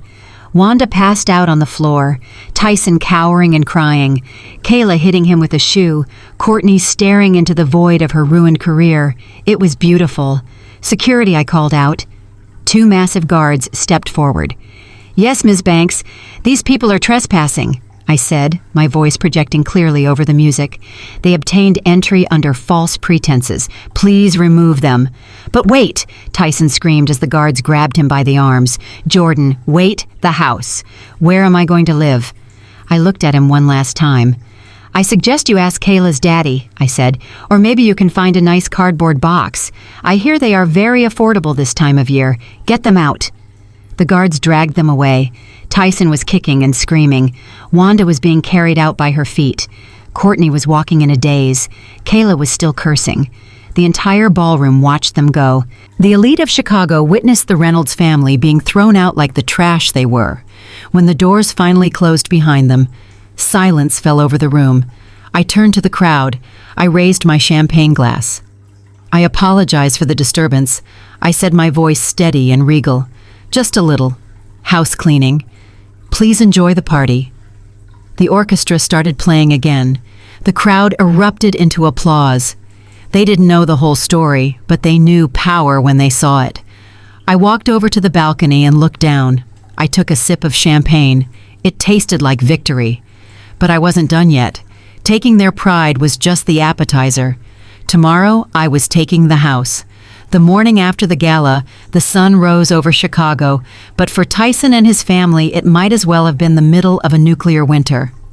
I sat in my office at Shadow Ventures, watching the large monitor on my wall. I wasn't looking at stock tickers or market trends. I was looking at a live video feed from Conference Room B down the hall. I had set the stage perfectly. After the public humiliation at the party, I knew Tyson would be frantic.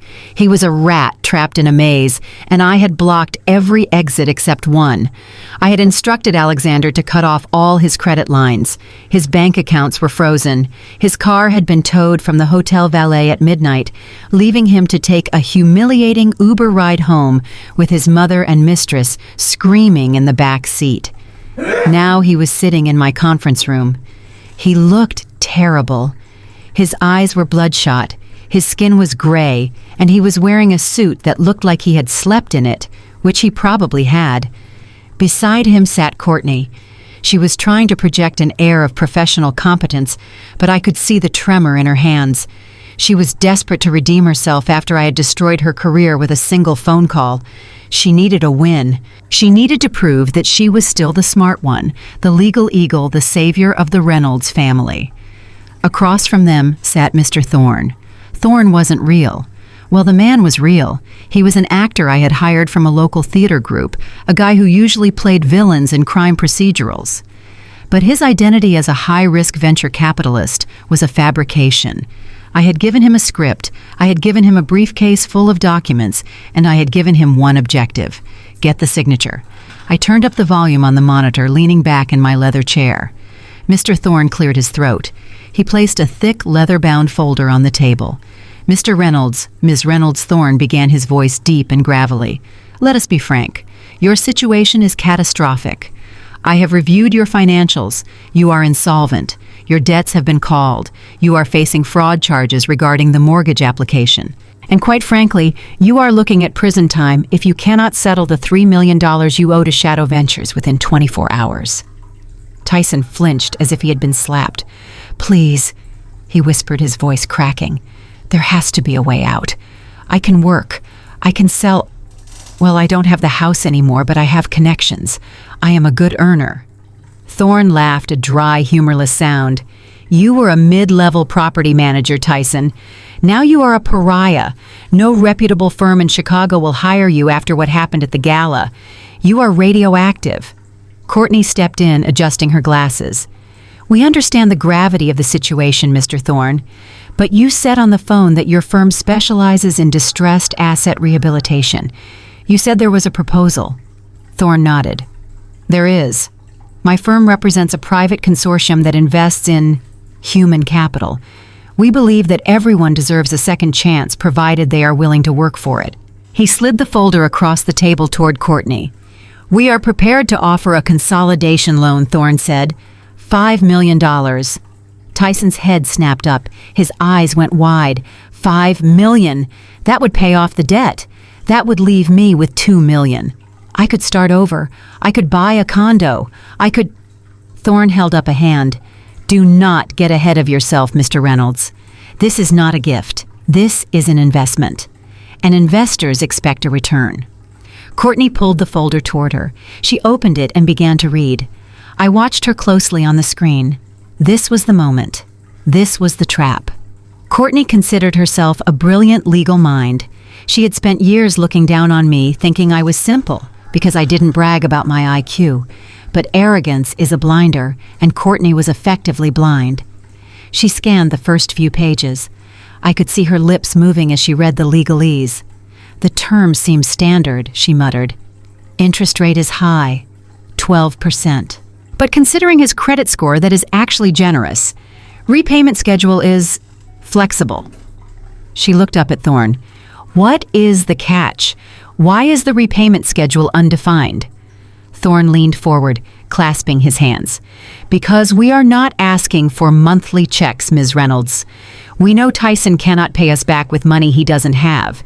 Instead, we are structuring this as a talent management and exclusivity contract. He pointed to Section 8 of the document. Read that carefully, he said. Courtney adjusted her glasses and read aloud. The borrower agrees to assign exclusive management rights of his professional services to the lender. The lender shall have sole discretion in determining the borrower's employment placement, working hours, and compensation allocation. The borrower agrees to remit 100% of all gross earnings to the lender until the principal plus interest is satisfied. The lender agrees to provide the borrower with a monthly living stipend. Courtney frowned. So, you get his paycheck and you give him an allowance. Thorne nodded. Essentially, yes. We find him work, we collect the money, we pay his debt, we give him enough to eat and pay rent. It is a partnership. We use our connections to get him high-paying jobs that he couldn't get on his own. We rehabilitate his image. Tyson looked at Courtney. Is that bad? It sounds... okay. I mean, if they can get me a CEO job or something, I don't mind living on a stipend for a few years. Courtney chewed her lip. She was thinking. She was calculating. She saw a way out. If Tyson signed this, the immediate threat of prison vanished. The debt collectors would stop calling, and she could go back to her firm and say she had saved her brother from bankruptcy. She could claim a victory. It is restrictive, Courtney admitted, but it is better than jail Tyson. And look at this clause here. Performance incentives. It says if you perform well, the term of the contract can be renegotiated after 10 years. 10 years? Tyson asked.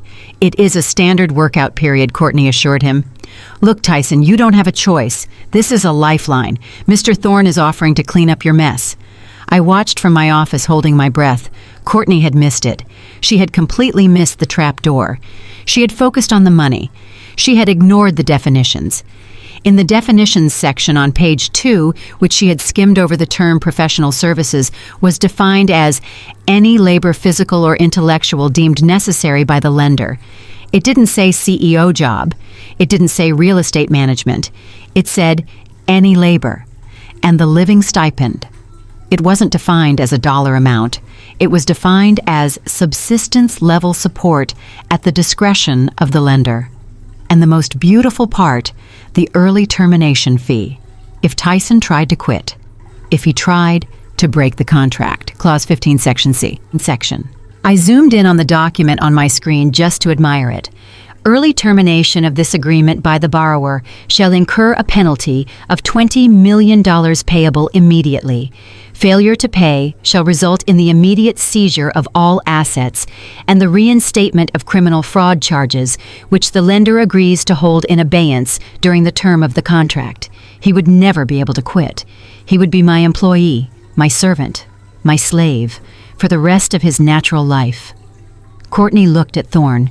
We accept the structure, she said, trying to sound authoritative. But we need a signing bonus. Tyson needs some cash in hand to secure housing. Thorne smiled. It was a predatory smile, but Courtney took it for agreement. We can authorize a $5,000 signing bonus, Thorne said. Cash. Today. $5,000, Tyson scoffed. That is nothing. It is $5,000 more than you have right now, Thorne said coldly. Take it or leave it. The offer expires when I walk out that door. Tyson looked at Courtney. Should I do it? Courtney nodded vigorously. Yes, Tyson. Sign it. I have reviewed it. It is airtight. It protects you from the other creditors. It is the only way to save your reputation. We can worry about the details later. We are Reynolds. We will figure a way to buy you out of it once you are back on top. Back on top. The delusion was incredible. Tyson picked up the pen. My heart started pounding against my ribs. This was it. This was the moment of total victory. Taking the house was one thing. Taking his money was another. But this was taking his soul. This was taking his future. He hovered the pen over the signature line. Wait, he said, hesitating. My stomach clenched. Did he see it? Did he realize? Who is the lender? Tyson asked, looking at the top of the page. It just says Phoenix Holdings. Who owns Phoenix Holdings? Thorne didn't blink. Phoenix Holdings is a private trust. Our investors value their privacy, but I assure you they are very interested in your future. Tyson looked at Courtney. It is fine, Courtney said, waving her hand dismissively. Shell companies are standard in private equity, Tyson. Stop stalling. Sign the damn paper so we can go get lunch. I am starving. Tyson sighed. He looked defeated. He looked small. He pressed the pen to the paper. I watched the ink flow. I watched him write his name. Tyson Reynolds. He dated it. He pushed the document toward Thorne. Done, he whispered. Thorne picked up the document. He checked the signature. He checked the date. He closed the folder. The sound of the folder snapping shut echoed through the speakers in my office. It sounded like a cell door slamming. Excellent, Thorne said, standing up. The $5,000 has been deposited into a new debit card account for you. Here is the card.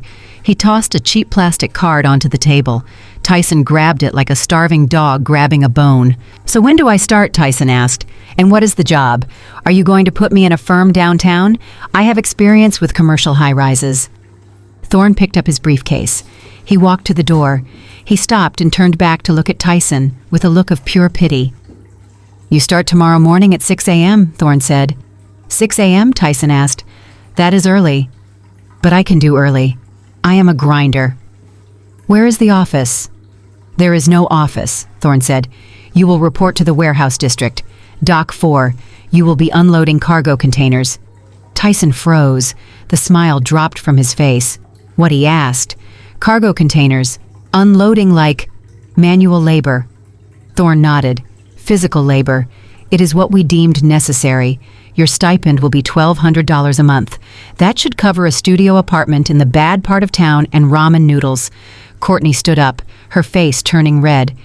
Excuse me, this is a breach of contract. My brother is an executive. He does not do manual labor. We signed a management contract. Thorne smiled. And under that contract, we manage his labor. We have decided that his skill set is best suited for heavy lifting. He has a lot of debt to work off. But, Tyson stammered. I can't do that. I have a bad back. I am a white-collar professional. Not anymore, Thorne said. You are an asset, and right now you are a low-value asset. Work hard, and maybe in 5 years we will promote you to forklift driver. This is insane, Courtney screamed. We are tearing this up. We are not doing this. She reached for the folder, but Thorne pulled it away. The contract is signed. Ms. Reynolds, Thorne said, his voice turning hard. It is binding. And if Tyson fails to show up tomorrow at 6 a.m., we will trigger the default clause, the $20 million penalty, and the police are waiting for the call regarding the mortgage fraud. Thorne looked at Tyson. So Tyson, will I see you at the docks, or should I call the sheriff? Tyson slumped in his chair. He looked at his hands. He looked at Courtney, who was now frantically reading the copy of the contract, realizing too late what she had done. Oh my God, she whispered. It is here. It is all here. Any labor. Subsistence level. Tyson. I didn't see it. You told me to sign it. Tyson whispered, tears streaming down his face. You said it was a lifeline. It is a lifeline, Thorne said, opening the door. It is keeping you out of prison. Enjoy your freedom, Mr. Reynolds. Or at least, the version of it you have left. Thorne walked out. I watched Tyson and Courtney on the screen. They sat there in silence, the realization washing over them. They weren't just broke, they were owned, and they were owned by a faceless entity that hated them. I reached for the intercom button on my desk. I pressed it, connecting me to the speaker in the conference room. They jumped when my voice filled the room. Tyson, Courtney. They looked around frantically, searching for the source of the voice. Who is that? Courtney shrieked. It is your investor, I said, my voice smooth and calm. Tyson looked at the camera in the corner of the ceiling. His face went pale. He knew that voice. He had heard that voice every day for 3 years. Jordan, he whispered. Hello, husband, I said. Or should I say, employee number 402. No, Tyson moaned, clutching his head. No, Phoenix Holdings. That is you. I own Phoenix Holdings. Tyson, I said, I own the debt. And now, thanks to Courtney's brilliant legal advice, I own you. Jordan. Please, Courtney yelled at the camera. This is unethical. You trapped us. I didn't trap you, Courtney, I said. I gave you a contract. You read it. You approved it. You are the high-powered lawyer, remember? You are the Reynolds genius. If you were too arrogant to read the definitions section, that is not my problem. That is malpractice. Tyson began to sob. He put his head on the table and cried loud, ugly sobs. Jordan, have mercy, he begged. Unloading cargo. I can't do that. I will die. Then you better get in shape, I said coldly. Because if you are late tomorrow, if you miss 1 minute of work, I will invoke the penalty. I will put you in prison for so long you will forget what the sun looks like. I paused, letting the threat sink in. Oh, and Tyson. He looked up, his face a mask of snot and tears. Don't forget to pack a lunch, I said. The cafeteria at the docks is expensive, and on $1,200 a month you really need to budget. I cut the feed. I sat back in my chair. The room was silent. I looked at my hands. They were steady. I had done it. I had stripped him of his money, his house, his pride, and now his freedom. He was going to spend the next 10 years breaking his back to pay me back the money he stole. He was going to wake up every morning knowing that he belonged to me. And Courtney. She would have to live with the knowledge that she was the one who handed him the pen. She was the one who sold her brother into slavery because she was too busy admiring her own reflection to read the fine print. I stood up and walked to the window. The city looked different today. It looked cleaner. I picked up my phone and called Alexander. "It is done," I said. "Excellent, Ms. Banks," Alexander replied. "Shall we proceed with the final phase?" "Yes," I said. "He is broken. He is owned. Now let's take the last thing he has left to cling to. Let's go get my house." The sun was shining down on the manicured lawn of 4500 Oak Creek Drive with a brilliance that felt almost insulting. It was a perfect day for a wedding. The sky was a piercing blue without a single cloud to mar the horizon, and the air was filled with the scent of thousands of white roses that had been imported from Ecuador just for this morning. I stood on the balcony of the neighboring estate, watching through a pair of high-powered binoculars. I had rented the property next door just for this moment. I wanted a front-row seat to the circus. Down below in my garden, the garden I had designed and planted with my own hands, Tyson and his family were putting on the performance of a lifetime. White folding chairs were arranged in neat rows filled with the same people who had snubbed me at the gala 3 nights ago. There was a string quartet playing Pachelbel Canon in D. There was a massive archway of flowers standing right in front of the old oak tree where I used to sit and read. It was sickening, and it was beautiful. Tyson stood at the altar. He was wearing a white tuxedo jacket that made him look like a valet driver. He was sweating profusely, wiping his forehead with a handkerchief every few seconds. He kept checking his watch. He knew that his shift at the docks started tomorrow morning at 6. He knew that he had signed his life away to Phoenix Holdings. But in his delusional mind, he thought he had one last day of glory. He thought he could have this wedding pretend to be a king for a few more hours and then figure out a way to weasel out of the contract later.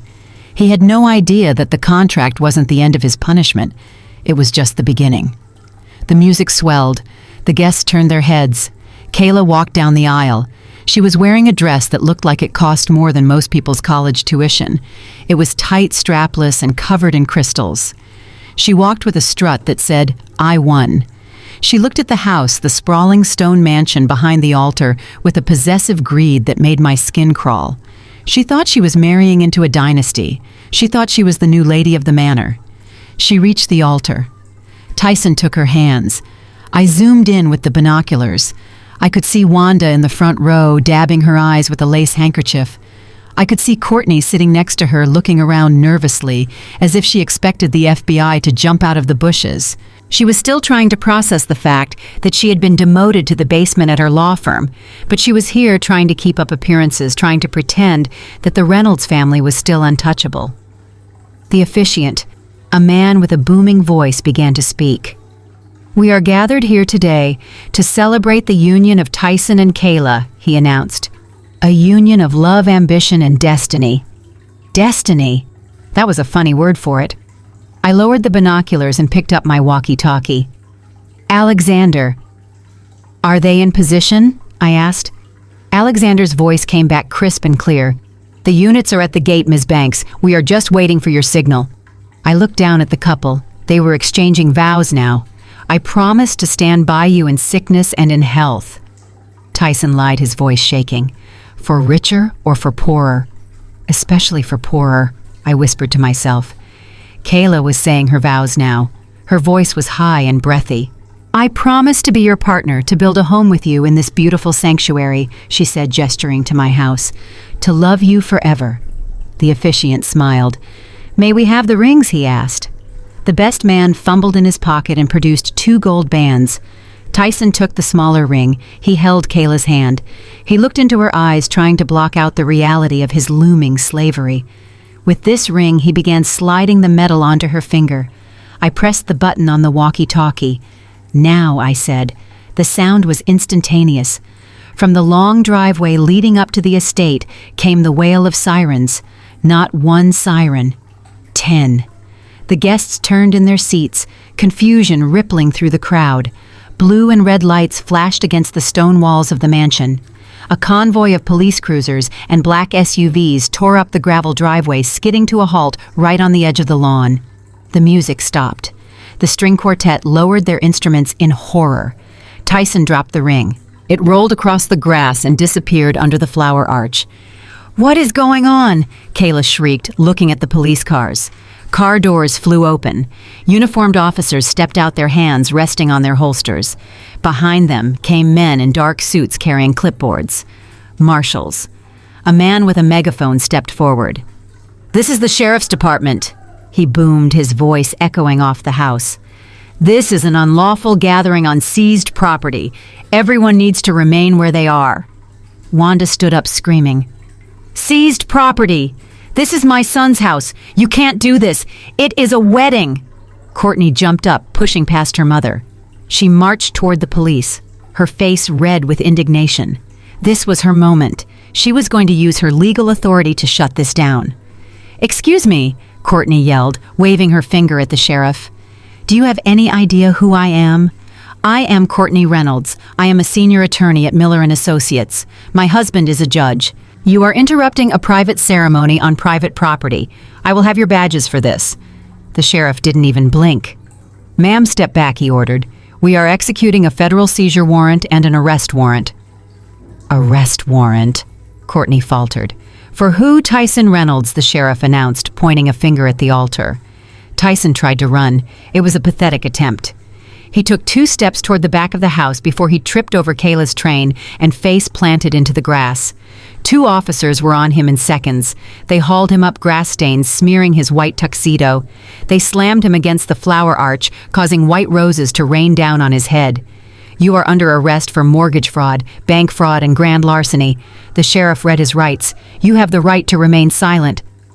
"I didn't do it," Tyson screamed, struggling against the cuffs. "It was a mistake. My lawyer said it was fine, Courtney. Tell them." Courtney stood there frozen. She knew she couldn't help him. She knew the fraud was real. "This is a nightmare," Kayla wailed, clutching her chest. "My wedding. My perfect wedding." And then came the sound. A low thumping noise in the distance, growing louder and louder until it vibrated in the chests of everyone present. Thump, thump, thump. The guests looked up. A sleek black helicopter crested the tree line. It banked sharply, dipping its nose toward the garden. On the side of the aircraft in gold letters was the logo, Shadow Ventures. The helicopter descended. The wind from the rotors hit the garden like a hurricane. The flower arch collapsed, burying the officiant in roses. The rows of white chairs were blown over, tumbling across the lawn. Ladies held on to their hats. The sheet music from the string quartet swirled into the air like confetti. Kayla's veil was ripped from her head and flew into a tree. The perfectly set tables with the wedding cake were overturned, sending frosting and crystal flying. It was chaos. It was destruction. It was magnificent. The helicopter hovered just a few feet above the manicured grass, flattening the prized hydrangeas. The side door slid open. I stepped out. I wasn't wearing a dress today. I was wearing a black, tailored suit sharp enough to cut glass. My hair was loose, whipping in the wind. I wore dark aviator sunglasses.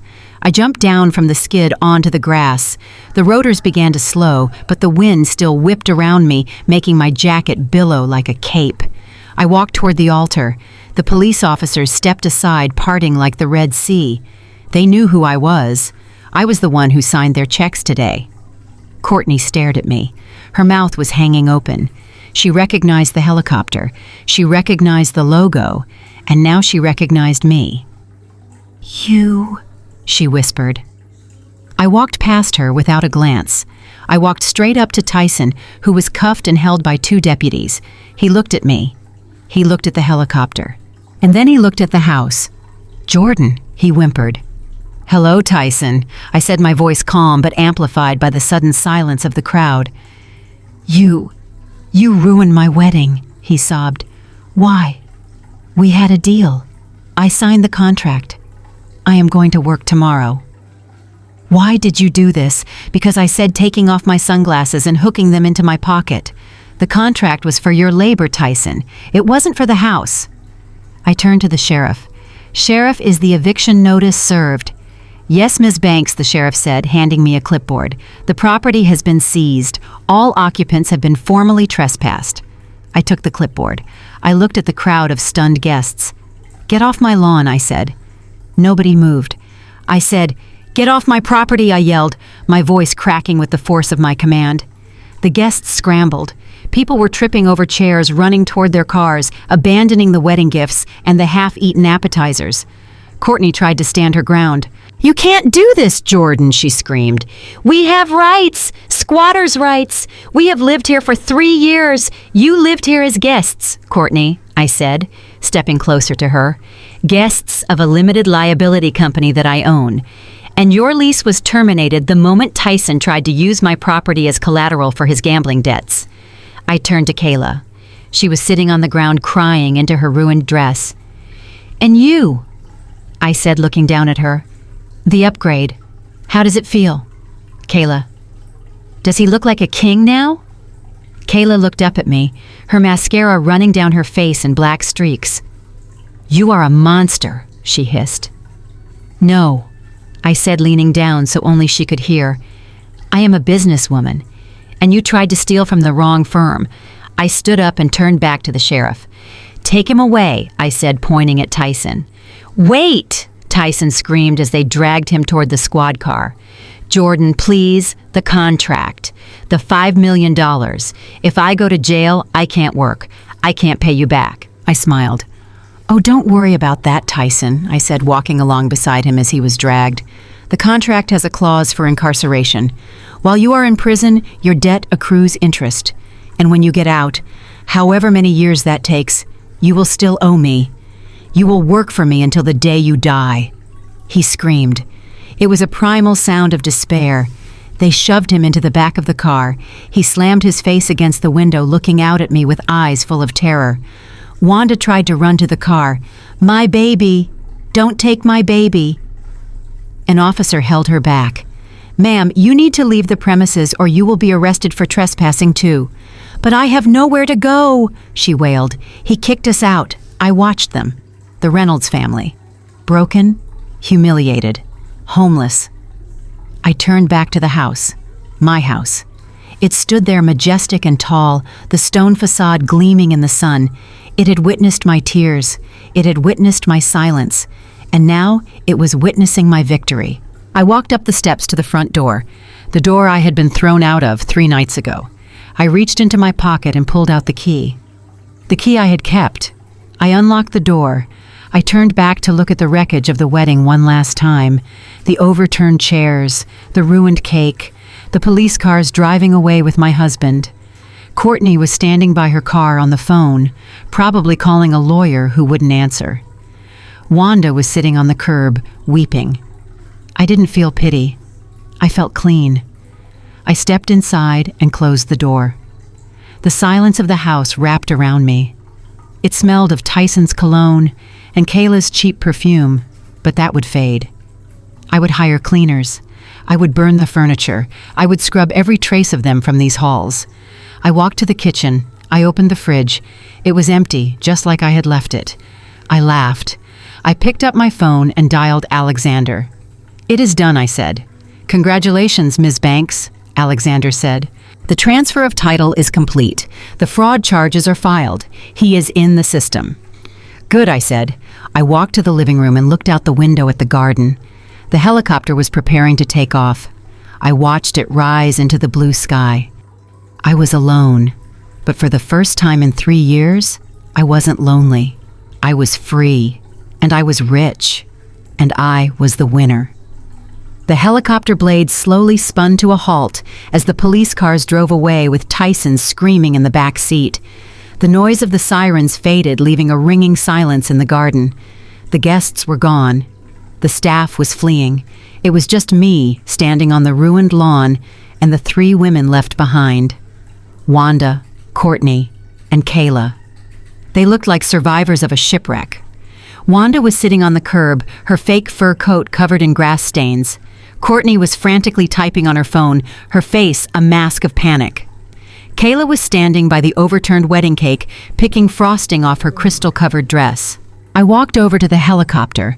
I reached inside and pulled out a black, heavy-duty plastic bag. It was torn. It was muddy. It was the exact same bag Wanda had thrown at me 3 nights ago. I walked toward them, dragging the bag across the manicured grass. The sound of the plastic rustling was the only noise in the garden. Wanda looked up. Her eyes were red and swollen. "What do you want now?" she spat. "You took my son. You took the house. Haven't you done enough?" I didn't answer. I just kept walking until I was standing right in front of her. I lifted the bag and dumped it upside down. The contents spilled out onto the grass. Old receipts, broken pens, tangled cables, and the blue folder. Wanda stared at the pile. She recognized it.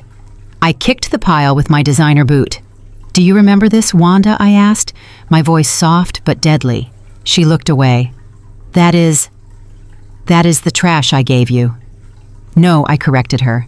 "This is the life you threw away." I bent down and picked up the blue folder. I dusted off a rose petal that had fallen on it. "You told me to take my trash," I said, holding the folder up so she could see the gold logo. "You told me to get out of your sight. You were so busy trying to erase me that you didn't even look at what you were holding." I opened the folder. I pulled out the deed of trust. "Read it, Wanda," I said, thrusting the paper in her face. She squinted at the document. Her hands were shaking so bad she could barely hold it. "Shadow Ventures," she whispered, reading the owner's name. "Keep reading," I commanded. "Who was the signatory for Shadow Ventures?" Her eyes moved down the page. She gasped. "Jordan Banks." She looked up at me, horror dawning on her face. "You," she choked out. "You own the company." I nodded. "And the company owns the house." I took the paper back from her. "You held this in your hand, Wanda. You held the deed to this mansion in your hand and you called it trash. You threw it in a garbage bag and tossed it into the rain. If you had just opened your eyes, if you had just treated me with 1 ounce of respect, you might have seen that I was the one holding the roof over your head." Courtney stepped forward. She looked at the document, then at me. So you were rich the whole time," she asked, her voice trembling. "All those times I made fun of your clothes? All those times I called you a peasant?" I laughed. It was a dry, hollow laugh. "I am not just rich, Courtney," I said. "I am the reason your law firm has a payroll." Courtney went pale. "What do you mean I bought a controlling interest in Miller & Associates yesterday?" I said casually. "I reviewed your personnel file. It is full of complaints, harassment, unethical conduct, and now aiding and abetting fraud." Courtney shook her head, backing away. "No, you can't do that. I already did," I said. "You are fired, Courtney, and not just fired. I'm reporting you to the Bar Association. You won't be able to practice law in a food court, let alone a courtroom." Courtney fell to her knees, sobbing. "My career? My reputation?" I turned to Kayla. She was staring at me with wide, terrified eyes. She had stopped picking at her dress. "And you," I said, walking toward her. "The upgrade." Kayla held up her hands. "I didn't know, I swear. Tyson told me he owned everything. He told me you were a nobody." I looked at the ring finger on her left hand. It was empty. The ring was gone. "You only wanted him for the money, didn't you?" I asked. Kayla didn't even try to lie. "Of course I did," she yelled. "Look at him. He is a loser. Who would marry him for love? I thought he had a mansion." I smiled. "Well, now he has a cell and a 20-year debt." Kayla scoffed. "Then I am out of here. I am not waiting 20 years for a broke convict." She kicked off her high heels and ran barefoot across the lawn toward the gate, not even looking back at her mother-in-law or the sister-in-law she had conspired with. She was a rat fleeing a sinking ship. And then there was just Wanda. She looked old. She looked small. "Jordan," she whispered, reaching out a hand. "Please, we are family. I am an old woman. You can't put me on the street." "Family?" I asked. I pointed to the spot on the driveway where she had pushed me into the mud. "Family doesn't throw family out in a storm, Wanda. Family doesn't call their daughter-in-law trash." I reached into my pocket and pulled out a single bill. A $100 bill. "Here," I said, tossing it at her feet. "What is this?" she asked, looking down at the money. "It is bus fare," I said. "Bus fare," she cried. "To where?" "To wherever you go when you have burned every bridge you ever crossed," I said. I signaled to the security guards who were standing by the gate. "Escort Mrs. Reynolds off the property," I ordered, "and if she tries to return, call the police." "No," Wanda screamed as the guards grabbed her arms. "This is my house. I picked out the curtains. I planted the roses." "Not anymore," I said, turning my back on her. I walked toward the front door of the mansion. I could hear Wanda screaming my name as they dragged her down the driveway. I could hear Courtney sobbing into her phone. I didn't look back. I walked into the house. The foyer was cool and quiet. The chaos of the outside world faded away. I walked into the kitchen. I opened the fridge. It was still empty, but that was okay. I could fill it. I walked up the stairs to the master bedroom. Tyson's clothes were still in the closet. His expensive suits, his silk ties, all bought with credit he couldn't afford. I pulled them all out. I threw them on the floor. I went to the window and looked out. The sun was setting, painting the sky in shades of purple and gold. The garden was empty now. The wind had blown the white chairs over. The flowers were wilting. It was over. Tyson was in a cell starting his first night of a 20-year sentence of labor. Courtney was refreshing her email, waiting for a termination letter that was already sent. Wanda was sitting at a bus stop with $100 to her name, and I was here. I picked up the blue folder from the bed where I had tossed it. I ran my hand over the cover. They called me trash. They called me weak. They called me nothing. But in the end, I was the only thing standing. My phone buzzed. It was a text from Alexander. Subject, Tyson Reynolds. Status processing complete. He starts at the docks tomorrow at 0600. He asked if he could have an advance on his stipend for a pillow. I typed back a reply. Denied. He can use his jacket. I put the phone down. I walked to the balcony and breathed in the cool evening air. My name is Jordan Banks. I am 30 years old. I am a billionaire, and I am single. And for the first time in my life, I am exactly where I belong, on top of the world. The house is finally quiet. The police sirens have faded into the distance, and the last of the catering trucks has driven away, leaving nothing but tire tracks on the gravel. I am sitting on the terrace overlooking the garden where the flower arch once stood. The white roses are trampled and the grass is bruised, but to me, it looks perfect. I am holding a glass of vintage Pinot Noir, the kind that costs more than Tyson used to make in a week. The rich, dark liquid coats the glass as I swirl it, matching the color of the night sky. In my other hand, I am holding a piece of paper. It is the contract. The employment agreement that Tyson signed with Phoenix Holdings, the document that binds him to me for the next 20 years. I watch the flames dancing in the outdoor fire pit. For a moment, just a brief, fleeting moment, I considered throwing the paper into the fire. I considered letting it burn, turning his debt into ash, setting him free. It would be the noble thing to do. It would be the forgiving thing to do. But then I remembered the rain. I remembered the cold bite of the wind on my skin 3 nights ago. I remembered the way he looked at me with pure contempt when he told me to get out. I remembered Wanda shoving that trash bag into my chest. I remembered Courtney laughing at my pain.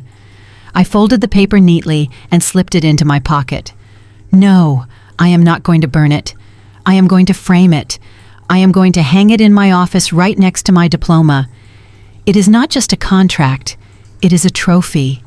It is a reminder that mercy is a luxury you cannot afford when you are dealing with monsters. If there is one thing I want you to take away from my story, it is this: never show your full hand. We are taught as women to give everything, to give our hearts, our bodies, our money, our trust. We are taught that love means transparency, but I am telling you now, that is a lie. Love requires protection. I survived because I kept a part of myself for myself. I survived because I didn't let Tyson consume my identity. I built my empire in the shadows while he was busy chasing the spotlight. And when the darkness came, that shadow was the only thing that kept me safe. So build your safety net. Open that secret bank account. Keep your name on your assets. Learn the laws. Read the fine print. And never, ever let a man tell you that you are nothing without him. And most importantly, remember the trash bag. Wanda threw away a fortune because she was too arrogant to look inside. She judged the package by its cover. She saw a black plastic bag and assumed it was garbage. She didn't know that inside that bag was the deed to her life. Always check the bag. Always look deeper. And if someone tries to throw you away, make sure you land on your feet. My name is Jordan Banks. I am 30 years old. I am the owner of Shadow Ventures. I am the owner of this estate.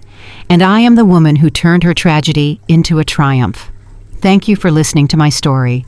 If you enjoyed watching Justice Be Served, please hit that like button and subscribe to the channel. Share this video with a woman who needs to hear it. Tell me in the comments if you would have burned the contract or if you would have kept it like I did. I'm going to finish my wine now.